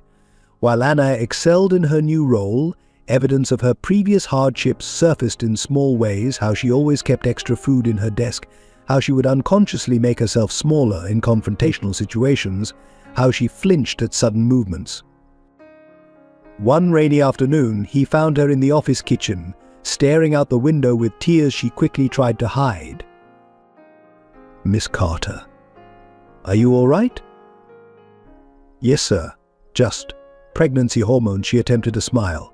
"The rain reminded me of my mother. She loved rainy days." Jonathan's heart clenched. "Tell me about her," he said softly, though every word felt like a blade. "She was the strongest person I've ever known," Anna replied, her voice warm with memory. "No matter how hard things got, she never lost her dignity, her kindness." "She sounds remarkable," Jonathan managed, fighting to keep his voice steady. "She was. I just wish," Anna paused, one hand on her belly. "I wish she could see her grandchild." Jonathan had to turn away, his composure cracking. If only she knew that her child would have at least one grandparent who already loved them fiercely. His support extended beyond the office. He ensured her apartment building had excellent maintenance, that her neighborhood remained safe, that her medical care was top-notch. When he learned she was taking night classes, he arranged for secure transportation without her knowledge. Through David, he kept tabs on her progress in both work and school. Each positive report filled him with pride he couldn't openly express. "She's top of her class," David informed him one day. "Her professors say she has remarkable insights into business ethics and social responsibility." Jonathan smiled, remembering Laura's strong sense of justice. Like mother, like daughter. As Anna's due date approached, he faced an increasing urge to reveal their connection. The thought of his grandchild being born without knowing their true family history weighed heavily on him. But he also saw how hard Anna worked to maintain her independence, how proud she was of standing on her own feet. Would learning about their relationship make her question everything she'd achieved? During one late evening at the office, he found her working on a particularly challenging project. She looked up as he entered, her face showing the same determined expression he often saw in his mirror. "You should be resting," he said gently. "I will. I just want to finish this analysis." She patted her prominent belly. "Little one here seems to enjoy the work too, always more active when I'm focusing on numbers." Jonathan smiled, imagining his grandchild already showing a predisposition for business. "You've done remarkably well here, Miss Carter. I hope you know that." She met his eyes with that direct gaze that was so like Laura's. "Thank you, sir, for everything. I know this opportunity was extraordinary, and I'm grateful every day." The words "I'm your father" rose to his lips, but he swallowed them back. Not yet. Not until he was sure the truth would help rather than hurt her. Instead, he said simply, "You've earned everything you've achieved here. Never doubt that." As he left her office, he made a silent promise to both Laura's memory and their unborn grandchild. Soon he would find the courage and the right moment to bridge the gulf between them. Soon their fractured family would be whole again. Until then, he would continue his quiet vigilance, protecting and supporting from the shadows, watching his daughter build the life she deserved. While Anna flourished at Blake Enterprises, the Hartman empire began to crumble. Their fall from grace started subtly, first with whispers at society events, then with increasingly public scandals. The collapse began when Catherine Winchester abruptly broke off her engagement to Ethan. At first, the official story claimed mutual differences, but the truth proved far more damaging. "Did you hear?" whispered Boston's elite at their charity galas. Catherine found him with one of the maids, just like his father can't keep his hands off the help. Margaret tried to contain the damage, hosting elaborate parties to maintain their social standing. But the once-packed Hartman mansion grew quieter with each event as former friends found excuses not to attend. "It's not just Ethan," society matrons murmured behind their champagne glasses. "Haven't you heard about what happened to that pregnant girl? The one they threw out in the middle of winter." The business side fared no better.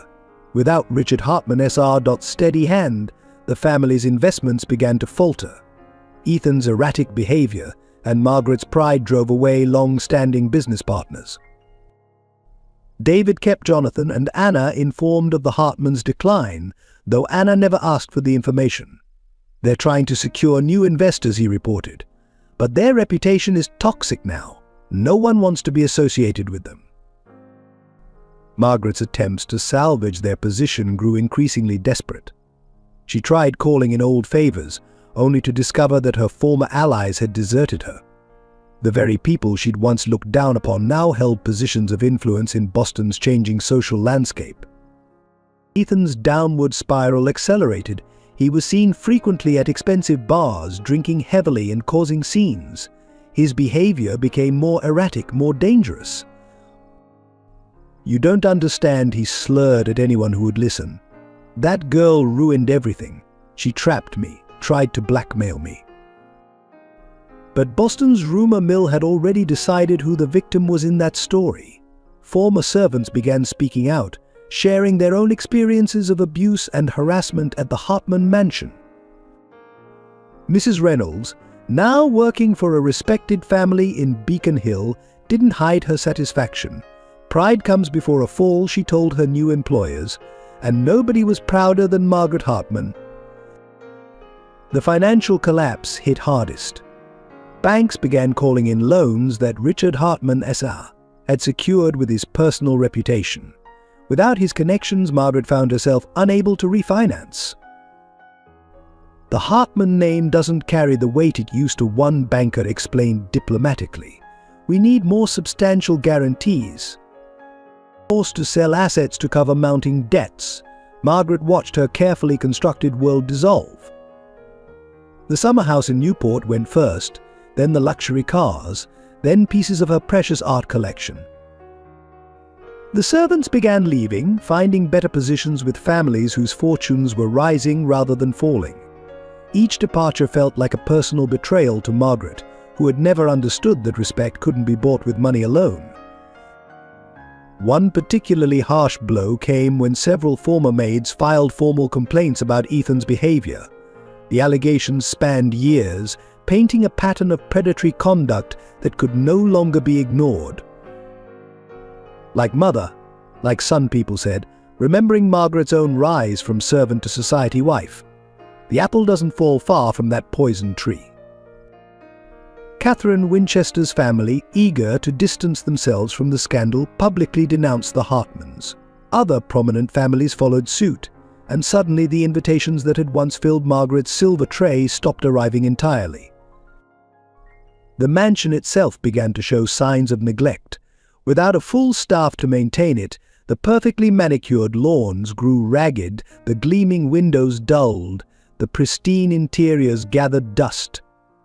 Ethan's behavior became increasingly erratic. He was arrested for drunk driving, then for starting a fight at an exclusive club. Each incident made the papers, each headline another nail in the family's social coffin. Remember when Margaret threw that poor pregnant girl out in the snow? Society women reminded each other. Karma has a long memory. The final blow came when investors discovered financial irregularities in the family business. Auditors uncovered years of creative accounting that had masked mounting losses. The scandal destroyed what remained of the Hartman reputation. Margaret watched helplessly as her carefully constructed world crumbled. The woman who had once judged others so harshly found herself the subject of widespread condemnation. In a desperate attempt to salvage something, she reached out to old contacts, including Jonathan Blake. His office declined her calls with polite efficiency. Ethan, drunk and angry, tried to confront Anna at Blake Enterprises. Security stopped him before he reached the lobby, but the incident made headlines. Disgraced Hartman heir arrested for harassment. The mighty Hartman mansion, once a symbol of power and privilege, stood as a monument to fallen pride. Its shadow seemed longer now, its grandeur tarnished by the truth of what had happened within its walls. Everything Margaret Hartman did to others has come back to haunt her, Mrs. Reynolds observed. She forgot that even the highest towers can fall if their foundation is built on cruelty. Through it all, Anna maintained a dignified silence. When asked about the Hartmans, she would simply say, "The past is the past. I prefer to focus on the future." But Boston's social circles didn't forget. The story of the pregnant maid who rose to success while her tormentors fell from grace became a modern morality tale, whispered at dinner parties and charity events. The Hartmans' decline served as a powerful reminder that wealth and social position were no protection against the consequences of one's actions. Their fall from grace was as spectacular as it was complete. The truth began unraveling on a rainy September afternoon when David was organizing old files in Jonathan Blake's private archives. Hidden among decades of business documents, he found a bundle of letters tied with a faded blue ribbon. The first one, dated 20 years ago, was written in a graceful hand he didn't recognize. "Dearest Jonathan," it began. "I don't know if this letter will ever reach you, but I must write it anyway. There are things you need to know." David's hands trembled as he read Laura Carter's last communication to the man she had loved.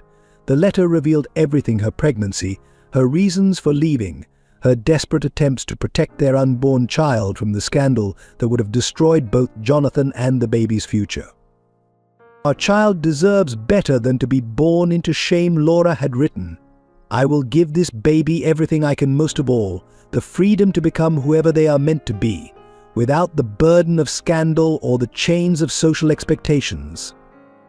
More letters followed, never sent, documenting Laura's life after leaving the Blake estate, her struggles, her hopes, her unwavering love for both Jonathan and their unborn child. The final letter, written from her hospital bed, broke David's heart. "My dearest Jonathan," it read, "I'm dying, and our daughter Anna will soon be alone. I've taught her everything I could about strength, dignity, and love. Perhaps someday fate will lead her back to you. When that day comes, please forgive me for keeping her from you. Everything I did was out of love." David sat among the scattered papers, the weight of this discovery pressing on his chest. Here was proof that Anna wasn't just Jonathan's employee or a charity case, she was his daughter, carrying his grandchild. In another file, he found Margaret Wilson's employment records from the Blake estate.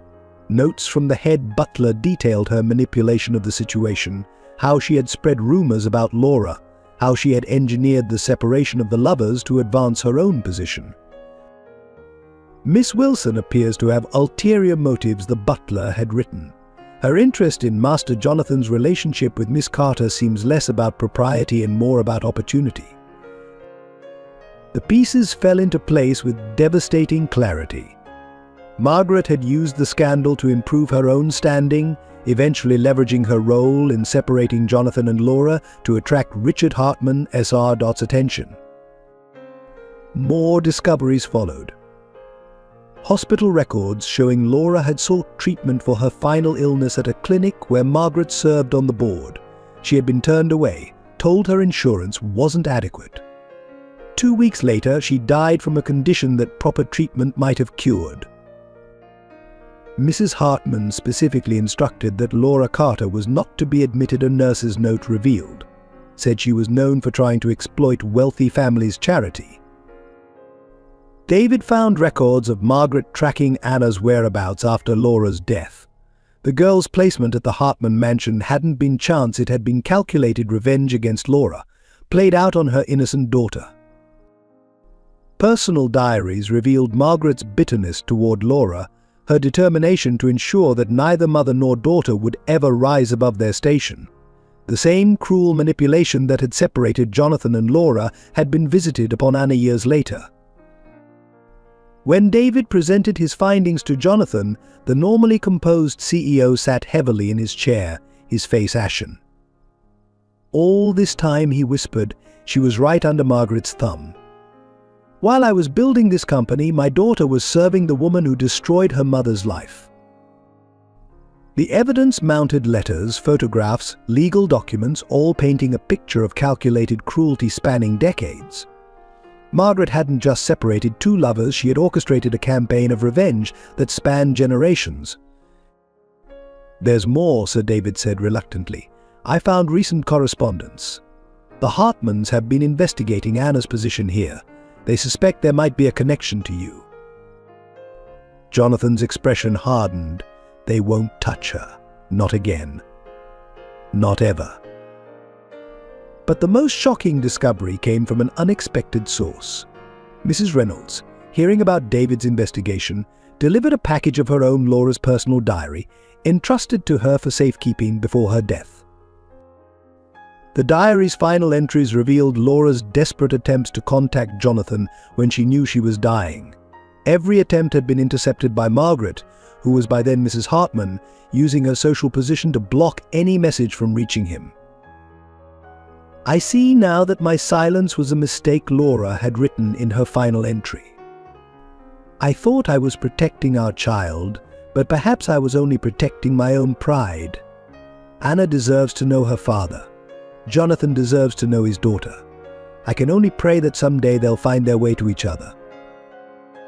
These revelations forced Jonathan to confront not just the past but the present. His daughter was carrying his grandchild, still unaware of their connection, while the woman who had destroyed her mother's life plotted new schemes from her crumbling mansion. The weight of 2 decades of lost time, of opportunities for love and protection squandered, settled on Jonathan's shoulders. The success he had achieved, the empire he had built, seemed hollow compared to the years he had lost with his daughter. What will you do? David asked quietly, watching his boss struggle with the truth. Jonathan stared at Laura's photograph, then at the security feed showing Anna working at her desk, one hand resting on her growing belly. First, he said, his voice firm with resolve, we make sure every detail is documented. Then we make sure the truth comes out, all of it. The time for hiding was over. The secrets that had shaped 3 generations were about to emerge into the light. The confrontation that had been brewing for decades finally erupted on a stormy Thursday afternoon. Margaret Hartman swept into Blake Enterprises' lobby, her designer outfit slightly shabby, but her bearing as imperious as ever, demanding to see Jonathan Blake. Security called up to David immediately. Mrs. Hartman is here with her son, sir. They're insisting on an audience.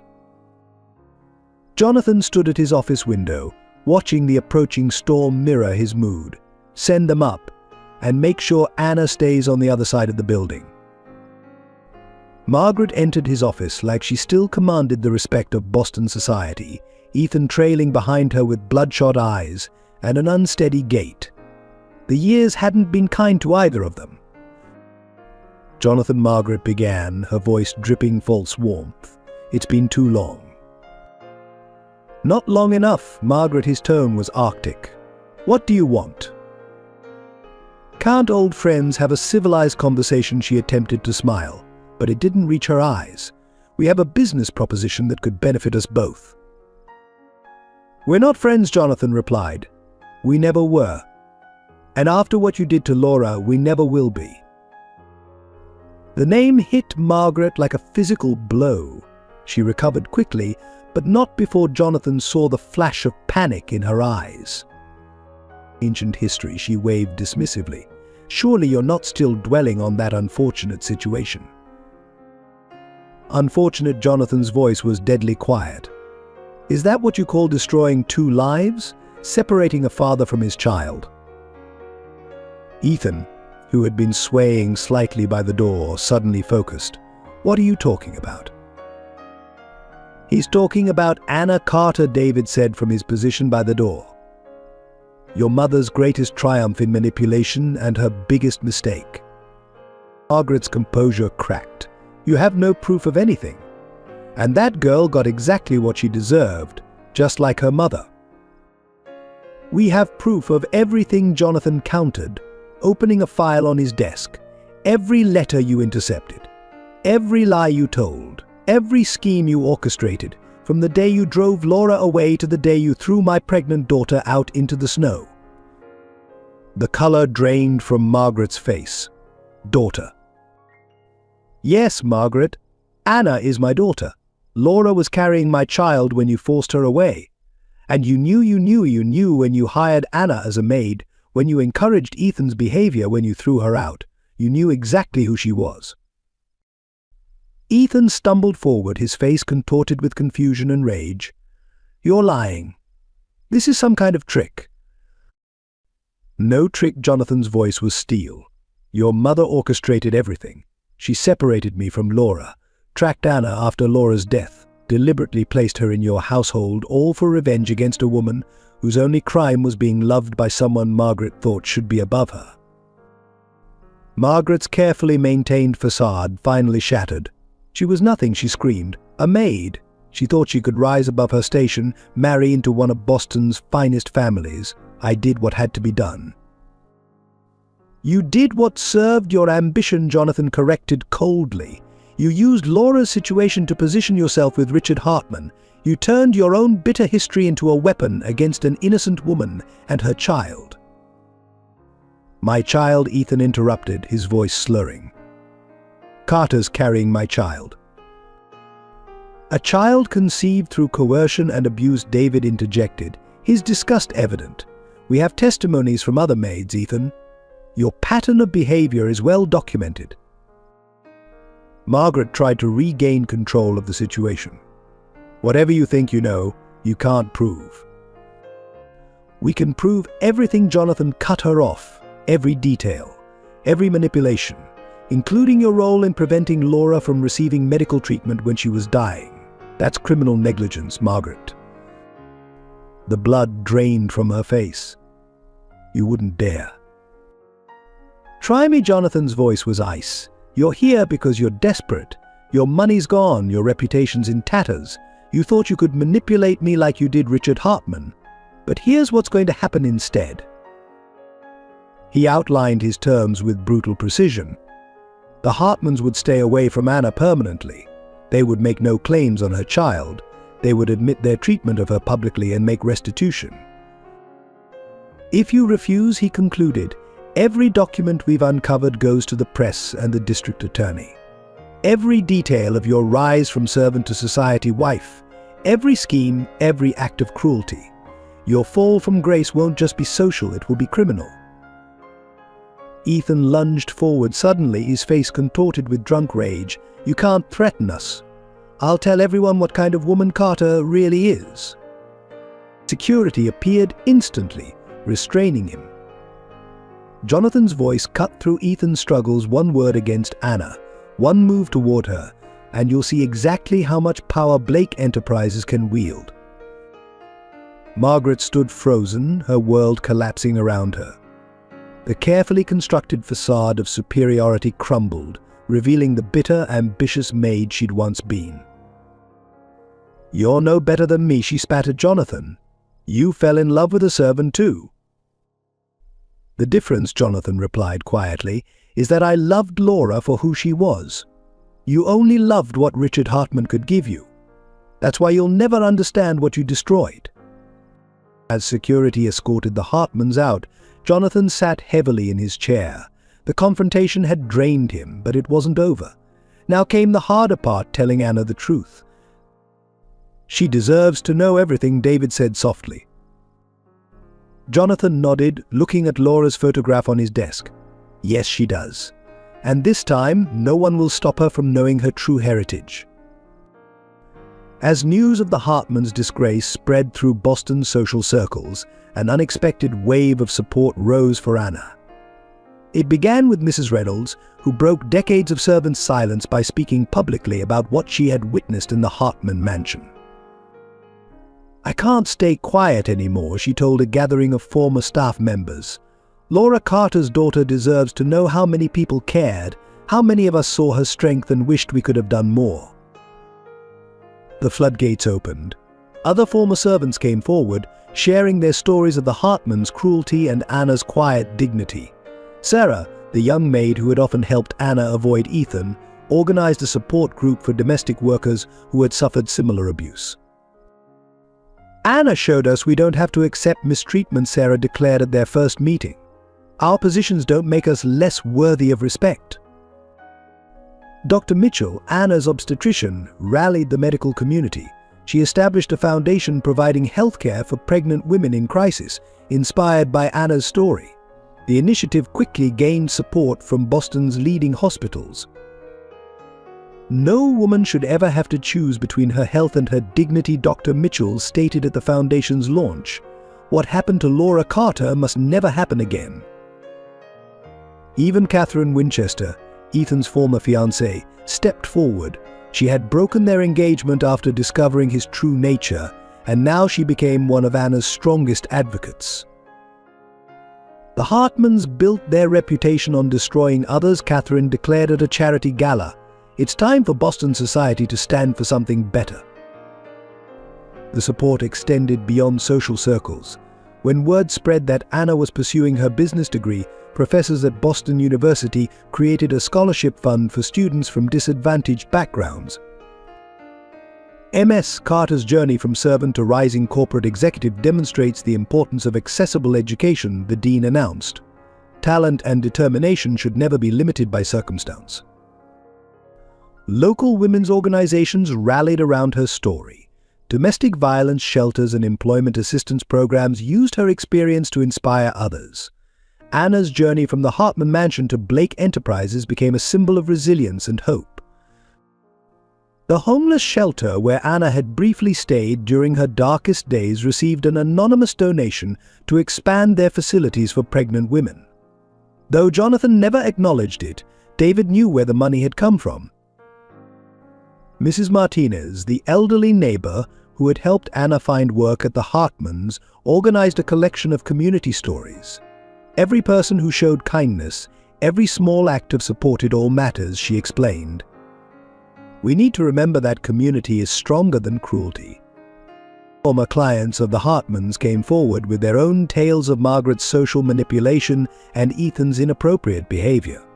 Their testimonies formed a damning pattern that spanned years. "We were all complicit in our silence," one prominent socialite admitted. "We saw what was happening but feared Margaret's influence too much to speak up." The business community, following Jonathan Blake's lead, began implementing stronger policies protecting workers from harassment and abuse. Several companies established emergency assistance funds for employees facing personal crises. But Anna Carter's story reminds us that character matters more than social position, a leading CEO stated. Our corporate culture must reflect that truth. Local newspapers, which had once fawned over the Hartmans' social events, now ran features on workplace dignity and workers' rights. Anna's experience sparked discussions about power dynamics and responsibility in wealthy households. Support groups for single mothers reached out, offering resources and encouragement. They recognized in Anna's story a universal testament to maternal strength and determination. "Every mother deserves the chance to build a safe life for her child," their spokesperson declared. Anna Carter's courage in facing down the Hartmans inspires us all. The transformation of public opinion was remarkable. Where Boston society had once shunned unwed mothers and servant troublemakers, it now celebrated Anna's integrity and resilience. Her refusal to be broken by the Hartmans' cruelty resonated with people from all walks of life. At Blake Enterprises, employees rallied around her with quiet support. They respected her privacy while making it clear she had allies throughout the company. Senior executives who had initially questioned her rapid rise now defended her publicly. Talent and integrity shouldn't be bound by social class, one board member stated.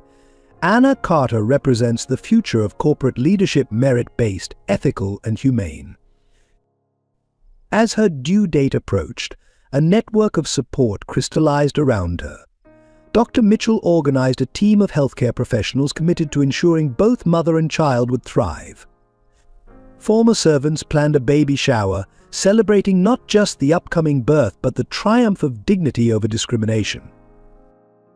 Through it all, Anna maintained her characteristic grace. She accepted the support with quiet gratitude while continuing to work hard and build her future. Her story had become larger than herself, a catalyst for change in a city that needed to confront its own prejudices. Jonathan watched this groundswell of support with mixed emotions: pride in his daughter's impact on the community and deep regret for the years of protection he could have provided. But he saw how the community's embrace helped heal wounds that money and power alone could not touch. The message was clear: one person's courage could inspire a community to find its conscience. Anna's journey from the shadows of the Hartman mansion to the light of public support demonstrated the power of truth over pretense, of integrity over social position. Boston would never be quite the same. And in this transformation lay the seeds of justice, not just for Anna, but for all those who had suffered in silence behind mansion walls. The crisis began without warning on a crisp October morning. Anna was in the middle of a presentation to Blake Enterprises board when the first sharp pain struck. She managed to maintain her composure, finishing her analysis of quarterly projections, but Jonathan noticed the slight tremor in her hands, the sheen of sweat on her forehead. "Something's wrong," she whispered to David as the meeting concluded.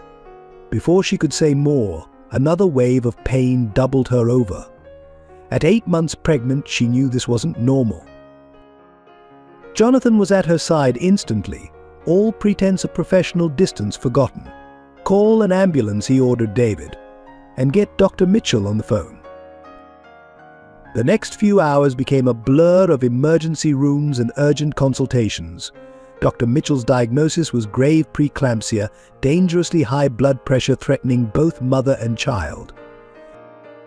The stress, the years of trauma, the recent upheavals, it's all taken a toll, Dr. Mitchell explained. "We need to monitor her carefully. The next 24 hours are crucial." Anna lay in the hospital bed, monitors beeping steadily around her, looking impossibly young and vulnerable. The strong, capable woman who had risen through Blake Enterprises ranks seemed to fade, replaced by the scared girl who had once faced the world alone. "I can't lose this baby," she whispered, her hand protective over her swollen belly. "It's all I have." Jonathan, sitting beside her bed, felt each word like a knife. If only she knew she had so much more: a father who loved her, a legacy waiting to be claimed. But now wasn't the time for such revelations. The night brought new complications. Anna's blood pressure spiked dangerously, and the baby's heartbeat became erratic. Dr. Mitchell ordered emergency preparations for a cesarean section. "It's too early," Anna protested weakly. "The baby needs more time." "Your life is at risk," Dr. Mitchell insisted gently. "We can't wait." In the surgical preparation room, Anna suddenly gripped Jonathan's hand. "If something happens to me," she began, but he cut her off.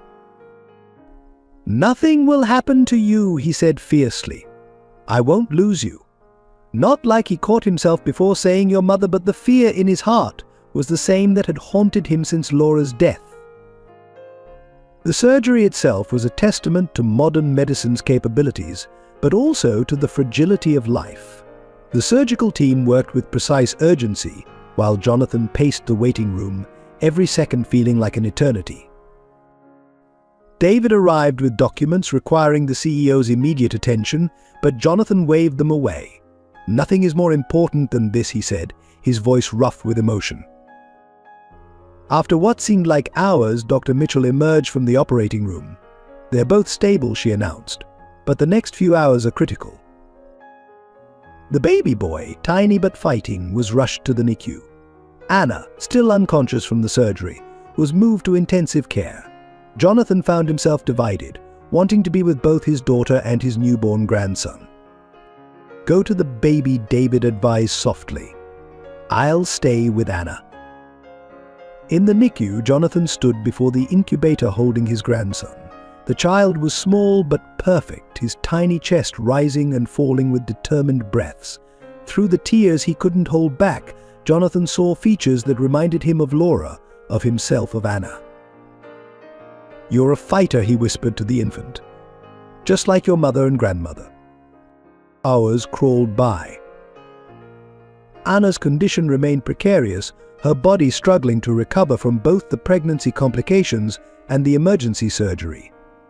The baby, though premature, showed promising signs of strength. Dr. Mitchell worked tirelessly, coordinating both cases with meticulous care. "Anna's young and strong," she reassured Jonathan. "And that little boy has his mother's spirit." The crisis forced Jonathan to confront his deepest fears. The thought of losing Anna, just as he had lost Laura, was unbearable. The sight of his grandson fighting for life brought back memories of all the years he had missed with his own child. Hospital staff whispered about the powerful CEO's devotion to a young employee, but Jonathan didn't care about appearances anymore. His family needed him, whether they knew they were his family or not. On the third night, Anna's fever spiked dangerously. As doctors rushed to stabilize her condition, Jonathan found himself in the hospital chapel, something he hadn't done since Laura's death. "Don't take her from me," he pleaded to whatever power might be listening. "Not before she knows the truth. Not before she understands how much she's loved." Dawn brought a turning point. Anna's fever broke, her vital signs stabilized. In the NICU, the baby began showing stronger signs of development. Dr. Mitchell allowed herself a small smile of relief. "They're going to make it," she told Jonathan. "Both of them." When Anna finally opened her eyes, her first question was about her son. Jonathan described the baby's progress with a grandfather's pride he had to disguise as mere corporate concern. "But he's beautiful," he told her, "and strong, like his mother." The health crisis had changed something fundamental between them, though neither could quite define what. The walls of professional distance had crumbled in the face of shared fear and hope. As Anna recovered and the baby grew stronger, Jonathan knew the time for truth was approaching. He couldn't risk losing them again, couldn't bear the weight of unspoken words any longer. But for now he simply watched over them both, grateful for each steady breath, each small improvement, each moment that brought his family closer to wholeness. Recovery brought its own kind of crisis. As Anna regained physical strength, the emotional walls she had carefully built began to crumble. It started one afternoon when a nurse brought her son for feeding. Looking at her baby's tiny face, Anna was suddenly overwhelmed by memories of her own mother.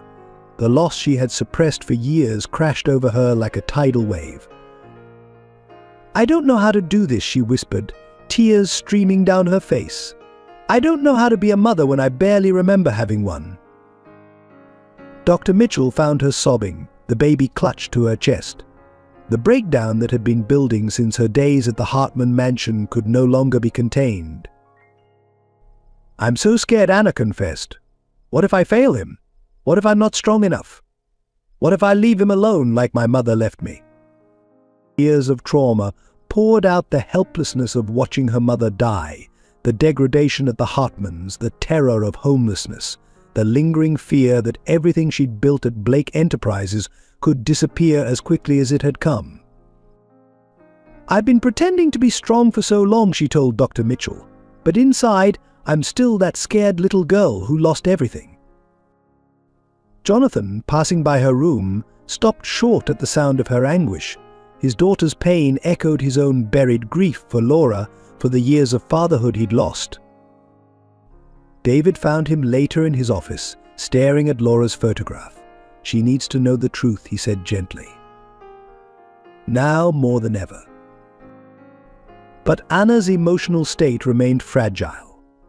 The hormonal changes of childbirth, combined with years of suppressed trauma, created a perfect storm of anxiety and depression. She began having nightmares, reliving the nights at the Hartman mansion, feeling the winter cold as Margaret threw her out, seeing her mother's face fade into darkness. "I keep thinking they'll come back," she confided to Dr. Mitchell. "That Margaret will find a way to take everything away again. That Ethan will." She couldn't finish the sentence. The hospital's psychologist worked with her daily, helping her process years of buried pain. Gradually, Anna began to acknowledge the depth of her wounds. "I thought if I just kept moving forward, kept proving my worth, the past wouldn't matter," she said during one session. "But having this baby, it makes everything feel raw again." Her son became both her greatest joy and her deepest fear. Every time she held him, she felt the weight of her own mother's absence, the terror of failing him, as she felt she had failed her. "What if I can't protect him?" she asked the empty room one night. "What if I'm not enough?" Jonathan, making his nightly visit to check on them both, heard her questions. The urge to reveal himself as her father, to assure her she wasn't alone, was almost overwhelming. But her next words stopped him cold. "I wish I knew who my father was. If he even cared that I existed, if he would be proud or ashamed of who I've become." The breakdown forced everyone around Anna to confront difficult truths. The staff saw beyond her careful composure to the wounded soul beneath. Her colleagues realized that success hadn't erased her past trauma. Dr. Mitchell organized a support system, nurses who would sit with her during difficult nights, counselors specialized in trauma recovery, other mothers who had overcome similar struggles. "You're not alone," they told her repeatedly, "and you don't have to be strong all the time." Slowly, Anna began to find her way through the emotional storm. She started keeping a journal, writing letters to her mother that she would never send, allowing herself to feel the grief she had suppressed for so long. "I understand now," she wrote, "why you made the choices you did. How hard it must have been to face the world alone. I wish I could tell you about your grandson, about how I finally understand the strength it took to protect me." Each day brought small victories and setbacks. Some mornings she could face the world with her old determination. Others found her crying over her baby, overwhelmed by the responsibility of motherhood. But through it all, a new kind of strength emerged, not the brittle armor she had worn at the Hartmans, but something deeper and more genuine. "Maybe being strong," she told Dr. Mitchell, "isn't about never breaking down. Maybe it's about being honest about our broken places." Jonathan watched his daughter's struggle with a father's aching heart, knowing that his revelation could either heal or shatter her fragile recovery. The time for truth was coming, but first Anna needed to find her own center, to believe in her own worth independent of any family connections. For now, she focused on her son, on healing, on learning to trust that some kinds of love, like a mother's for her child, were unconditional and unbreakable. Even as Anna battled her inner demons, external threats continued to circle. The Hartmans, despite their fallen status, hadn't finished their attempts at revenge. It began with whispers in the business community. Rumors started circulating about Anna's rapid rise at Blake Enterprises, suggesting impropriety between her and Jonathan Blake. How else could a former maid climb so high so quickly Margaret's voice could be heard at what remained of her social gatherings? There must be something inappropriate about their relationship. The tabloids picked up the story, running grainy photos of Jonathan visiting the hospital, speculating about his interest in a young employee and her newborn child. Blake Enterprises scandal screamed one headline: CEO's mystery relationship with former Hartman maid. But Ethan, drunk and desperate, made several attempts to approach the hospital. Each time, security turned him away, but his persistence was disturbing. "That's my child," he would slur to anyone who would listen. "She trapped Blake like she tried to trap me. She's nothing but a gold digger." David intercepted most of these threats before they reached Anna, but the stress began affecting her recovery. Her blood pressure would spike whenever she caught glimpses of the tabloid headlines in the hospital gift shop. Margaret, growing bolder in her desperation, attempted to contact Child Protective Services. She filed false reports suggesting Anna was unfit to be a mother, citing her homeless period and the circumstances of the baby's conception. "We're concerned about the child's welfare," Margaret told the investigators, playing the role of concerned citizen, given her history and mental state. The investigation was brief but traumatic. Anna had to defend her fitness as a mother while still recovering from emergency surgery, had to prove she could provide stability while newspapers questioned her character. Jonathan's legal team worked tirelessly to combat these attacks. They filed restraining orders, threatened libel suits, and systematically dismantled each false accusation. They're desperate, David assured Anna. The Hartmans have lost everything else. This is their last attempt to maintain some kind of power. But the threats took their toll. Anna grew hesitant to leave the hospital, fearful of photographers or confrontations. She worried about her child's safety, about the world he would face once they left the protective bubble of the maternity ward. Catherine Winchester, understanding the Hartmans' tactics all too well, stepped forward again. She gave interviews defending Anna, exposing Ethan's history of predatory behavior and Margaret's manipulation. "I was almost trapped in their web of lies," Catherine told Boston's leading newspaper. Anna Carter showed remarkable courage in escaping it. Now they're trying to punish her for surviving. The business community, following Jonathan's lead, rallied around Anna. Board members publicly praised her work, making it clear that her position at Blake Enterprises was earned through merit alone. Ms. Carter's analysis of our Asian market saved the company millions, one director stated. Her talent is undeniable, regardless of her background. Still, the attacks continued. Margaret, having lost her social standing, became more reckless. She attempted to approach Anna's hospital room disguised as a volunteer, only to be caught by security. "You think you've won," she hissed as guards escorted her out. "You're nothing, just like your mother was nothing." The mention of Laura added a new dimension to Anna's fears. She began having nightmares about her mother's final days, about history repeating itself with her own child. Jonathan, watching his daughter and grandson face these threats, finally reached his breaking point. He called an emergency board meeting to address the situation once and for all. "The attacks on Ms. Carter are attacks on Blake Enterprises itself," he declared. "We will use every resource at our disposal to protect her and her child." The message was clear: anyone continuing to spread malicious rumors would face the full legal and financial might of one of Boston's most powerful corporations. The Hartmans made one final desperate move. Ethan, in a drunken rage, tried to hold a press conference outside Blake Enterprises. His rambling accusations were cut short when security footage of his past behavior at the mansion was anonymously released to the media. The evidence was damning. Multiple incidents of harassment, not just of Anna but of other maids, were caught on camera. Margaret's cruel treatment of staff, her calculated manipulation of situations, all became public record. Boston society, already turning against the Hartmans, now shunned them completely.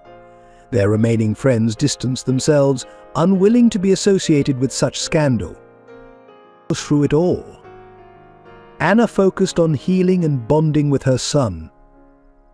Each threat reinforced her determination to build a different kind of life for him, one free from the cruelty and manipulation that had marked her own past. "They can't hurt us anymore," she whispered to her baby. "We're stronger than their hatred." And slowly, as winter approached, the external threats began to fade. The Hartmans, faced with their own mounting legal troubles, finally retreated. The media, finding no new angles to exploit, moved on to other stories. But the experience left its mark. Anna understood now that success didn't guarantee safety, that the past could return at any moment to threaten the future she was building. Yet somehow, surviving these attacks had made her stronger. She was no longer the frightened girl from the Hartman mansion. She was a mother, a professional, a survivor who had faced her enemies and remained standing. The truth emerged not in a sudden revelation, but through a series of carefully preserved memories. Mrs. Reynolds brought Laura's old diary to Anna's hospital room, her hands trembling as she handed over the worn leather book. "Your mother wanted you to have this," she said softly, "when you were old enough to understand. I think that time has come." The diary began in the spring 20 years ago, when Laura Carter first started working at the Blake estate. Her early entries sparkled with quiet joy, describing the young master of the house who treated her like a person, not just a servant. "Jonathan Blake is different," Laura had written. "He sees beyond social boundaries. When we discuss books in the library, I forget that I'm just a maid. In his eyes, I'm simply myself." Their love story unfolded through Laura's elegant handwriting. Secret meetings in the estate's library, conversations about literature and dreams, moments stolen between the rigid structures of Boston society. "Today he told me he loves me," one entry read, "not as a wealthy man claiming a possession, but as one soul recognizing another. I should be afraid of loving him. The distance between our worlds is too great. But when he looks at me, those distances disappear." Anna read through tears as her mother described their growing closeness, their shared hopes for a future together. Jonathan had planned to defy his family, to build a life with Laura regardless of social consequences. But Margaret Wilson, not yet Margaret Hartman, had other plans. Laura's entries grew darker, describing the head housekeeper's increasing hostility, the whispered threats, the carefully orchestrated incidents designed to make Laura appear unreliable. "Margaret warned me today that she'll destroy not just me, but Jonathan too, if I don't leave. She has evidence of financial irregularities she'll blame on him. His family's reputation, his future, she'll ruin everything he's worked for." The entry describing Laura's discovery of her pregnancy was heartbreaking in its mixture of joy and despair. "I carry Jonathan's child," she had written, "a life created from love, growing beneath my heart, but this world would never accept this baby. They would call our love a scandal, our child a shame." Margaret's final ultimatum was recorded in shaking handwriting: "Leave now, quietly, or I'll ensure Jonathan faces criminal charges. His family will disown him. He'll lose everything, and it will be your fault." Laura's decision to leave, to protect both Jonathan and their unborn child from scandal, was documented through tears that had stained the pages. "I choose this pain," she wrote, "so our baby can have a chance at a life unconstrained by shame. Better to be the child of an unknown father than to be branded forever by scandal." The diary followed Laura's struggles as a single mother, her determination to give Anna a life filled with love despite their poverty, her efforts to educate herself, and her daughter, her fierce protection of Anna's right to dream beyond their circumstances. "My daughter has Jonathan's eyes," one entry noted. "His quick mind, his quiet strength. Sometimes when she's reading, so absorbed in her books, I see him in every line of her face. Does he ever think of me? Would he be proud of the child he doesn't know exists?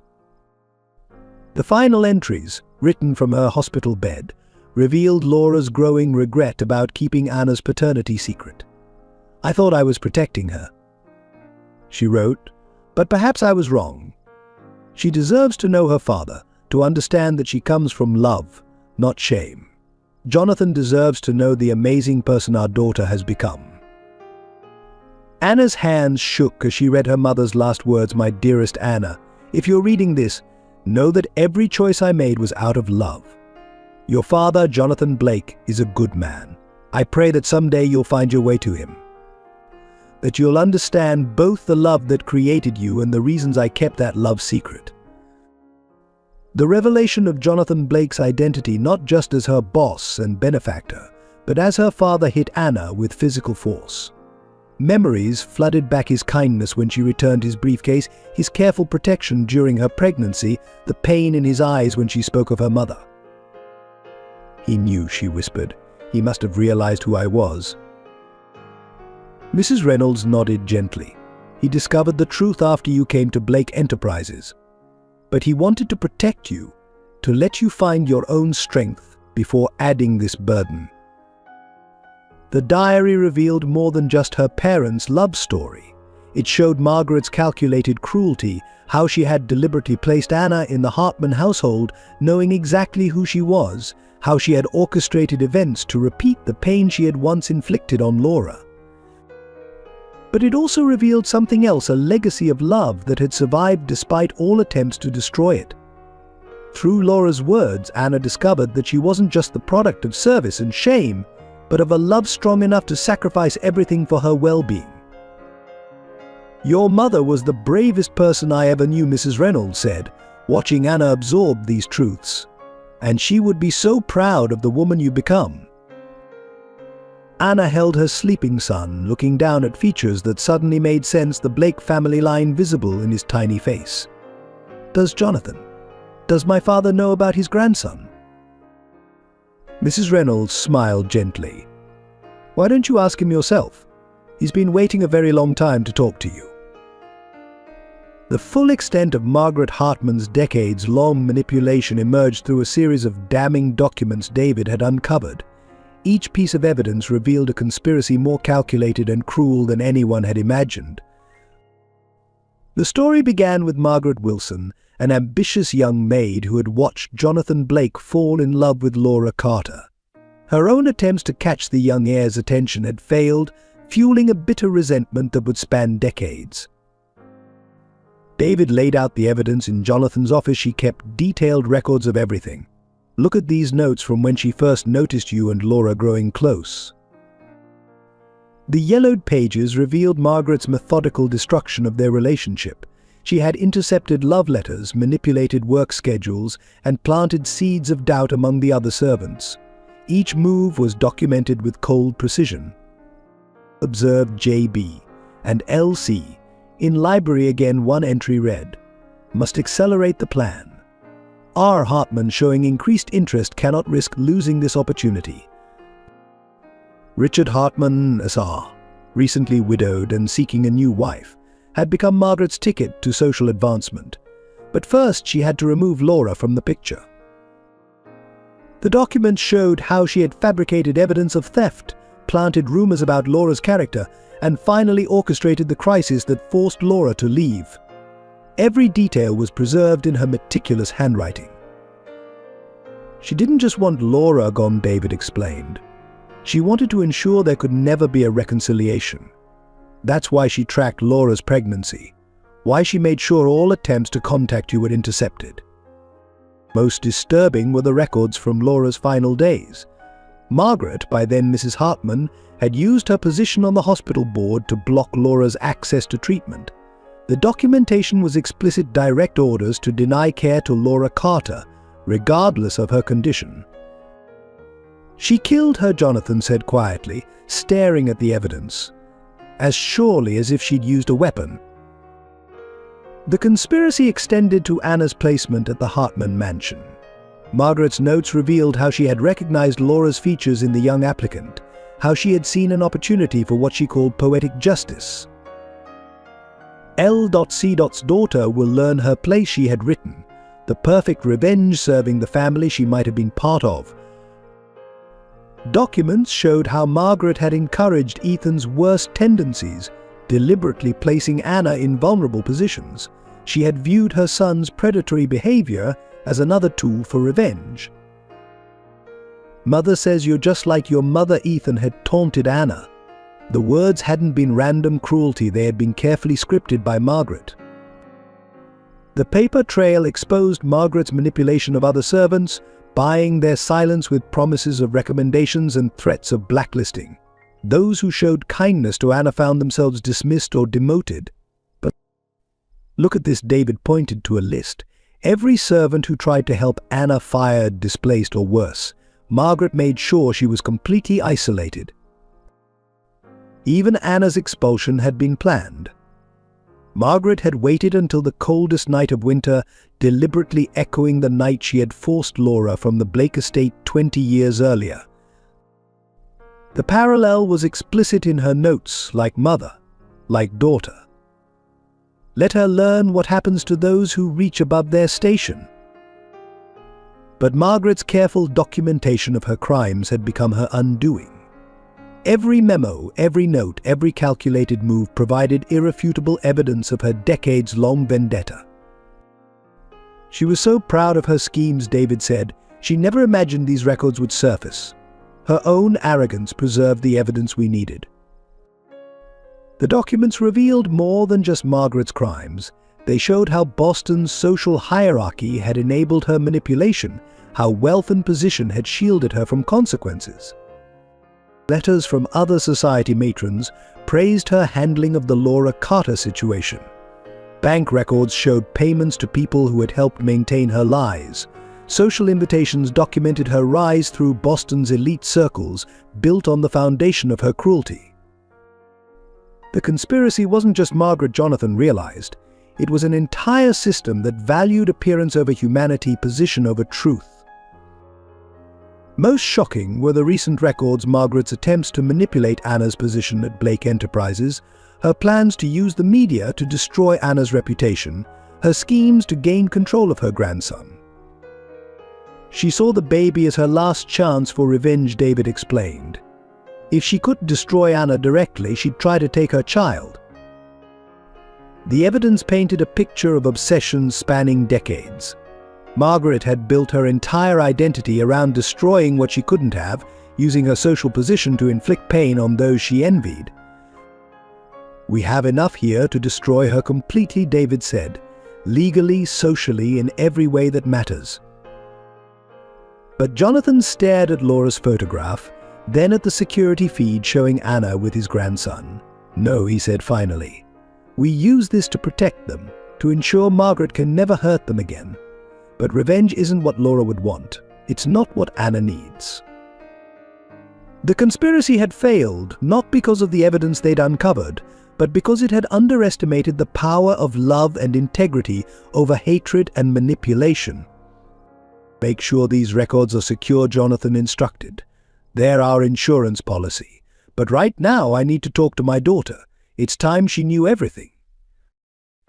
The evening Jonathan chose to reveal the truth was quiet. The hospital corridors hushed as sunset painted the windows in shades of gold. He found Anna in her private room, her son sleeping peacefully in the bassinet beside her bed. "We need to talk," he said softly, closing the door behind him. "About your mother, Laura Carter." Anna's hands stilled on the diary in her lap. "You knew her?" "Yes," Jonathan's voice caught. "I loved her, more than I've ever loved anyone until now." He took Laura's photograph from his wallet, worn and creased from years of secret viewing. It was the same photo Anna had kept throughout her time at the Hartmans, her mother in her maid's uniform, standing proud and tall. "I was young," he began, "when your mother came to work at the Blake estate. She was different from anyone I'd ever known, intelligent, genuine, unafraid to speak her mind despite her position." Anna watched him intently as he described those early days, the conversations in the library, the shared love of literature, the growing connection that defied social boundaries. We thought love would be enough, Jonathan continued. I was ready to defy my family, to build a life with her regardless of the consequences. But Margaret Hartman now had other plans. He explained the manipulation, the threats, the impossible choice Laura had faced. She left to protect me, to protect you. But I never knew. His voice broke. I never knew she was carrying my child. Anna's breath caught. Though she had read the truth in her mother's diary, hearing it confirmed by Jonathan made it real in a way the written words hadn't. When you came to Blake Enterprises, he continued, I saw Laura in your face, in your spirit. But I couldn't be sure. And then, watching you face the same cruelty she had faced, seeing your strength, your integrity. Why didn't you tell me sooner? Anna whispered. Fear, he admitted. Fear of disrupting the life you were building, fear of adding to your burdens, fear that you would hate me for not being there when you needed me most. The baby stirred in his sleep, and both turned to look at him, grandfather and mother, seeing the continuation of their shared story in his tiny face. I failed, Laura, Jonathan said quietly. I should have fought harder, searched for her, protected you both. Instead, I let my own pain blind me to what might have happened to her. To you. Anna absorbed his words, 2 decades of questions finally finding answers. Mother never blamed you, she said softly. In her diary, she only wrote of love, of wanting to protect us both. But she was better than all of us, Jonathan agreed, tears now flowing freely. And you, Anna, you're so much like her. The same courage, the same grace under pressure, the same unshakable integrity. He moved closer, hesitant, unsure of his welcome. I know I have no right to claim you now after all these years, but I want you to know that I'm so proud of you. So proud of the woman you've become, despite everything you faced. Anna looked at him, really looked at him, seeing now the features she shared, understanding the source of his constant protection, his unwavering support. When I found your briefcase, she said slowly, you knew then. I suspected. But watching you choose honesty over advantage, seeing Laura's strength in your actions, that's when I began to truly hope. The baby made a small sound, and Anna lifted him gently. Would you like to hold your grandson? Jonathan's hands trembled as he took the infant. He has Laura's nose, he said softly. And your determination, I saw it in the NICU. He's a fighter, like his mother and grandmother. Like his grandfather too, Anna added quietly. They sat in silence for a moment, 3 generations united at last. Then Anna asked the question that had haunted her most, did she suffer?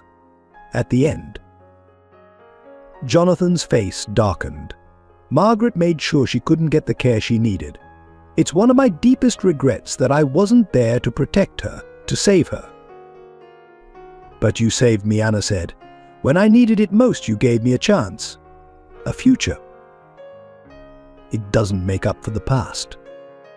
No, Anna agreed. But maybe it's where we start building something new. Something honest. Jonathan looked at his daughter, then at his grandson. I don't deserve a second chance, he said quietly. But if you're willing to give me one. Anna reached for his hand. Mother would want that, she said. She always believed in love over bitterness, hope over hate. As night fell over Boston, father and daughter began the delicate work of bridging 20 years of absence, of building a future from the ashes of the past. In his sleep, the baby sighed contentedly, unaware that his very existence had helped heal a breach that had seemed impossible to cross. Justice arrived not with a bang, but with the quiet inevitability of truth finally exposed. The evidence David had gathered, Margaret's meticulous records of her decades-long manipulation, became the foundation for both legal and social consequences. The district attorney's office moved first, presenting a grand jury with evidence of Margaret's interference in Laura's medical care. The charge was criminal negligence resulting in death, supported by Margaret's own documentation of her actions. Mrs. Hartman deliberately used her position on the hospital board to deny critical care to Laura Carter, the prosecutor stated. Her own records prove this was not oversight, but intentional malice.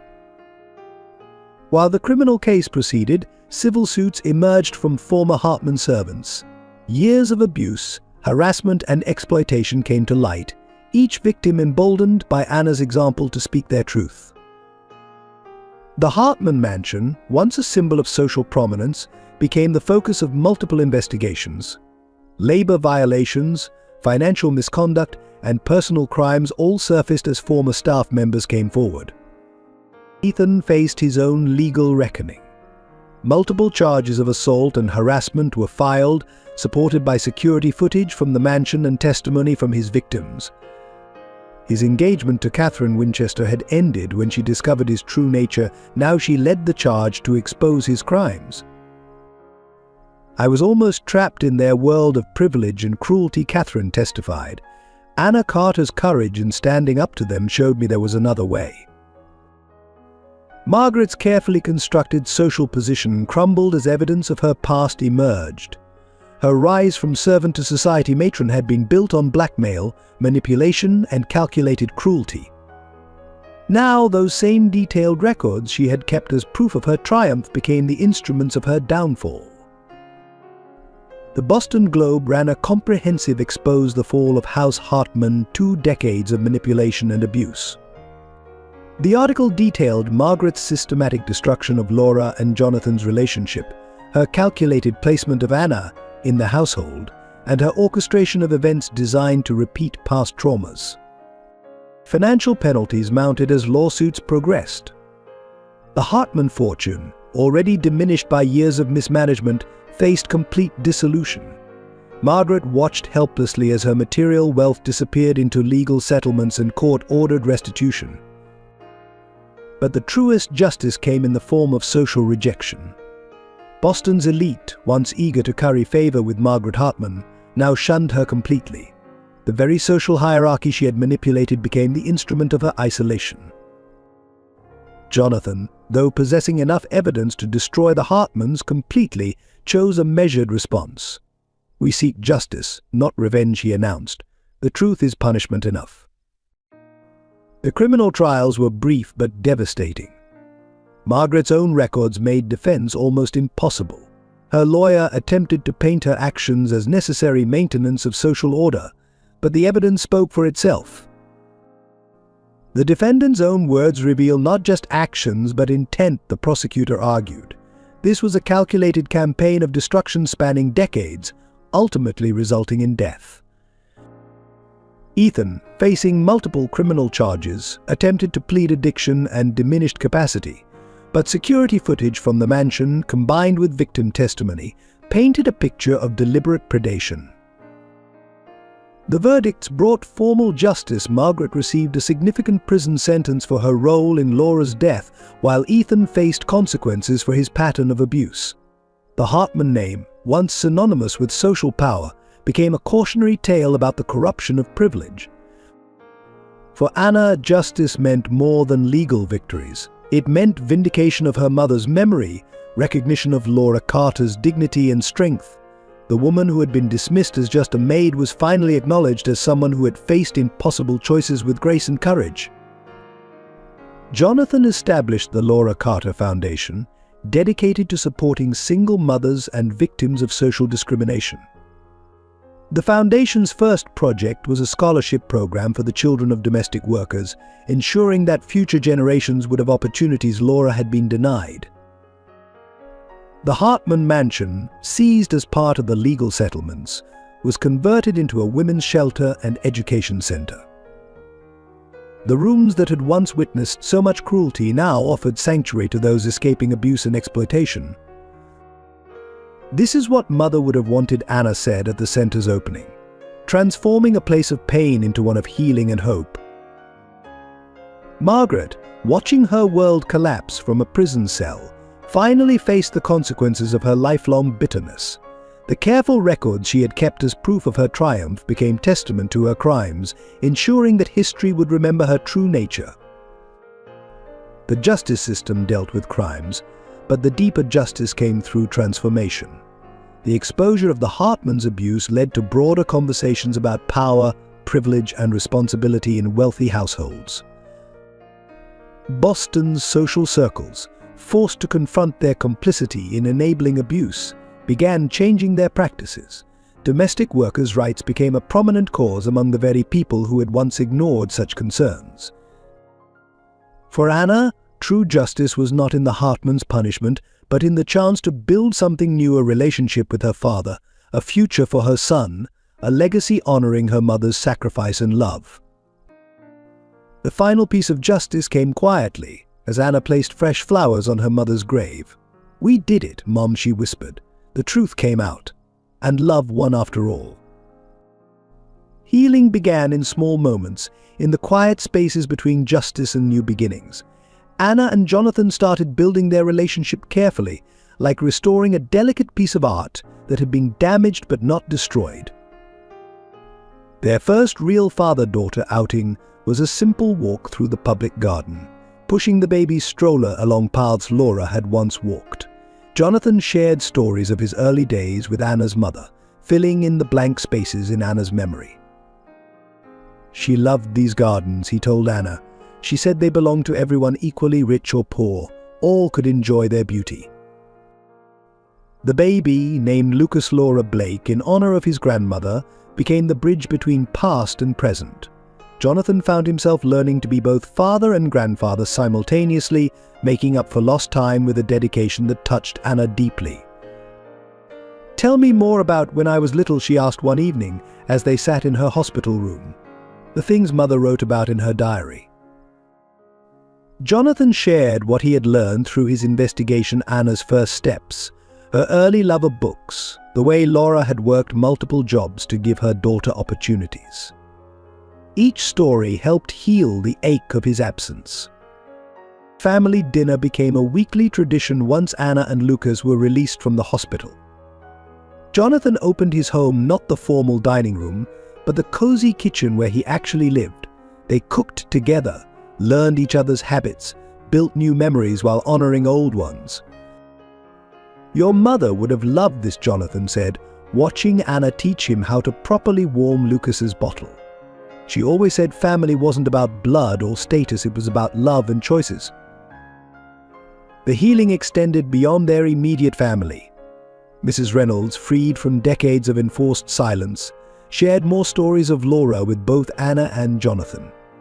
Her memories helped create a fuller picture of the woman they had both loved and lost. "She never stopped believing in love," Mrs. Reynolds told them. "Even at the end, she hoped you would find each other someday." David, who had watched the whole story unfold, became part of their extended family. His quiet support and unwavering loyalty had helped make healing possible. Jonathan formally named him Lucas's godfather, acknowledging the role he had played in bringing their family together. Anna's trauma required professional help to heal. Her therapist helped her process not just the recent past, but the lifetime of loss and uncertainty she had carried. Jonathan attended some sessions with her, both of them learning to navigate their new relationship. But healing doesn't mean forgetting, the therapist explained. It means building something new from what remains. The hardest part was visiting Laura's grave together. They stood side by side, Jonathan's arm around his daughter's shoulders, as she introduced Lucas to his grandmother. The tears they shed were healing ones, washing away years of separation and pain. The physical healing progressed too. Under Dr. Mitchell's care, both Anna and Lucas grew stronger. The complications from the birth resolved, and Anna's body began to recover from years of stress and hardship. Jonathan ensured that his daughter and grandson had everything they needed to thrive, but he was careful not to overwhelm them with sudden wealth. Instead, he focused on providing stability, security, and most importantly, time together. The healing process affected their work relationship too. At Blake Enterprises, they maintained professional boundaries during business hours, but everyone could see the subtle changes: the pride in Jonathan's eyes when Anna made an excellent presentation, the way she began to carry herself with the natural confidence of someone who knew she belonged. "You have your mother's business instincts," Jonathan told her after she successfully led a major project. She could always see possibilities others missed. Lucas's milestones became family celebrations, his first smile, first laugh, first word. Each moment was precious not just for itself but for the healing it represented, the proof that love could overcome even decades of separation. Anna found healing in motherhood, in giving her son the security and love she had lost too young. Jonathan found healing in supporting them both, in finally being able to protect and nurture his family openly. Their home lives transformed. Anna's apartment, once a refuge from homelessness, became a warm family space filled with photographs. Laura's picture now displayed prominently, no longer a secret treasure, but a celebrated presence. Jonathan's house changed too. The formal rooms he had rarely used came alive with baby toys and family gatherings. He converted his study into a combination office and playroom, allowing him to work while spending time with his grandson. The healing wasn't always smooth. There were difficult conversations, moments of grief for all they had lost, times when the weight of the past felt overwhelming. But they faced these challenges together, supporting each other through the hard days. "We're learning together," Anna told Jonathan during one particularly emotional evening. "That's what family does, right?" As spring returned to Boston, their healing had progressed enough for them to start planning the future. They discussed Anna's career goals, Lucas's education, ways to honor Laura's memory through their foundation's work. "Your mother once told me that love was worth any risk," Jonathan said. She was right. Look at what her love created you, Lucas, this second chance we've been given.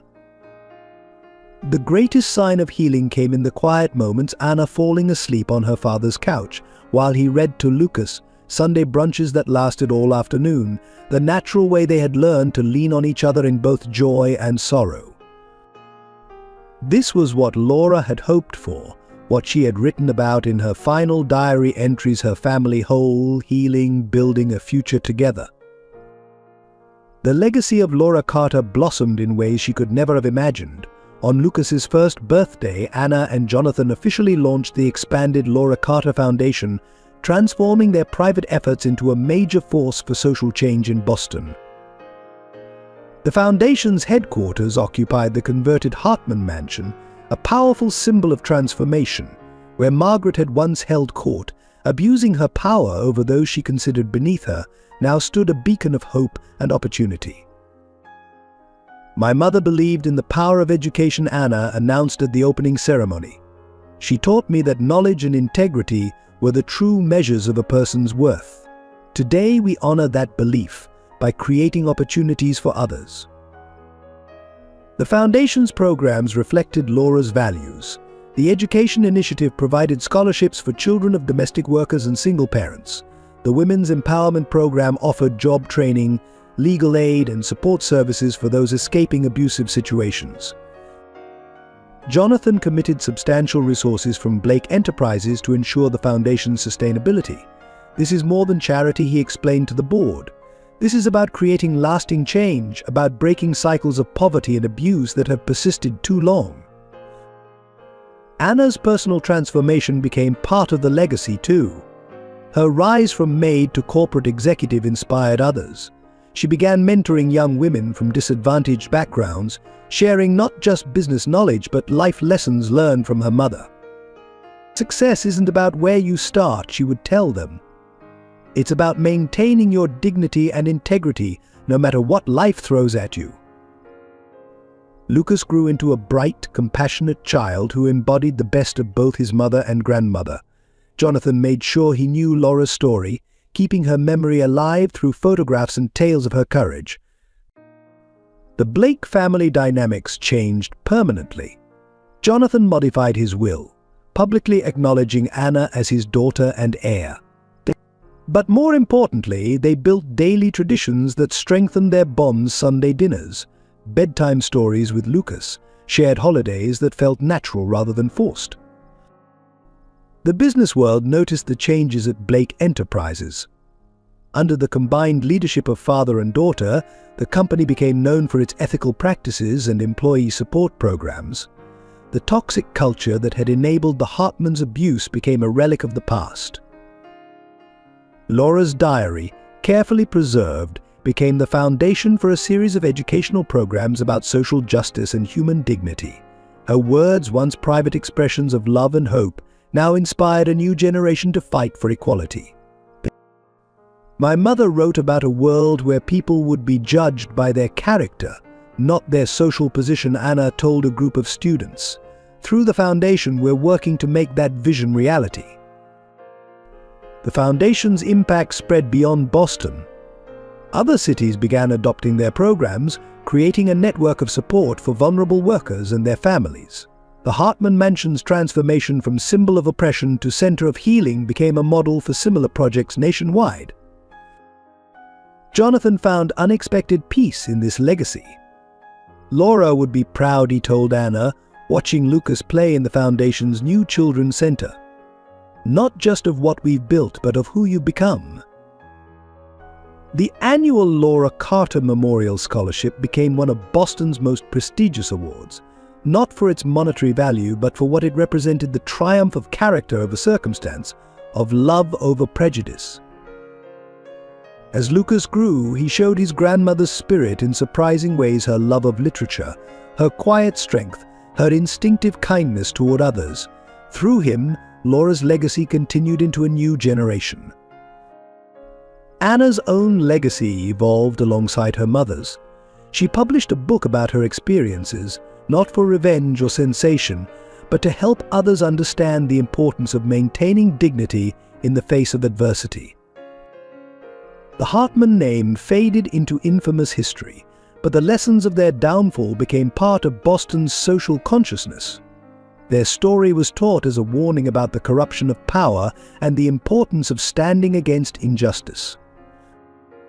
The Foundation established the Laura Carter Library, a collection of resources for social justice and educational advancement. The reading room featured a portrait of Laura, her gentle smile encouraging visitors to pursue their dreams regardless of obstacles. 10 years after Lucas's birth, Anna stood in that library, watching her son read to younger children during the Foundation's weekly story time. Jonathan sat nearby, grey now but still strong, his pride in his family evident in every glance. Mother's legacy isn't just in the buildings or programs, Anna told him quietly. It's in how we live, how we treat others, how we pass on her values to the next generation. Jonathan nodded, watching his grandson. She gave us something more valuable than wealth or social position, he agreed.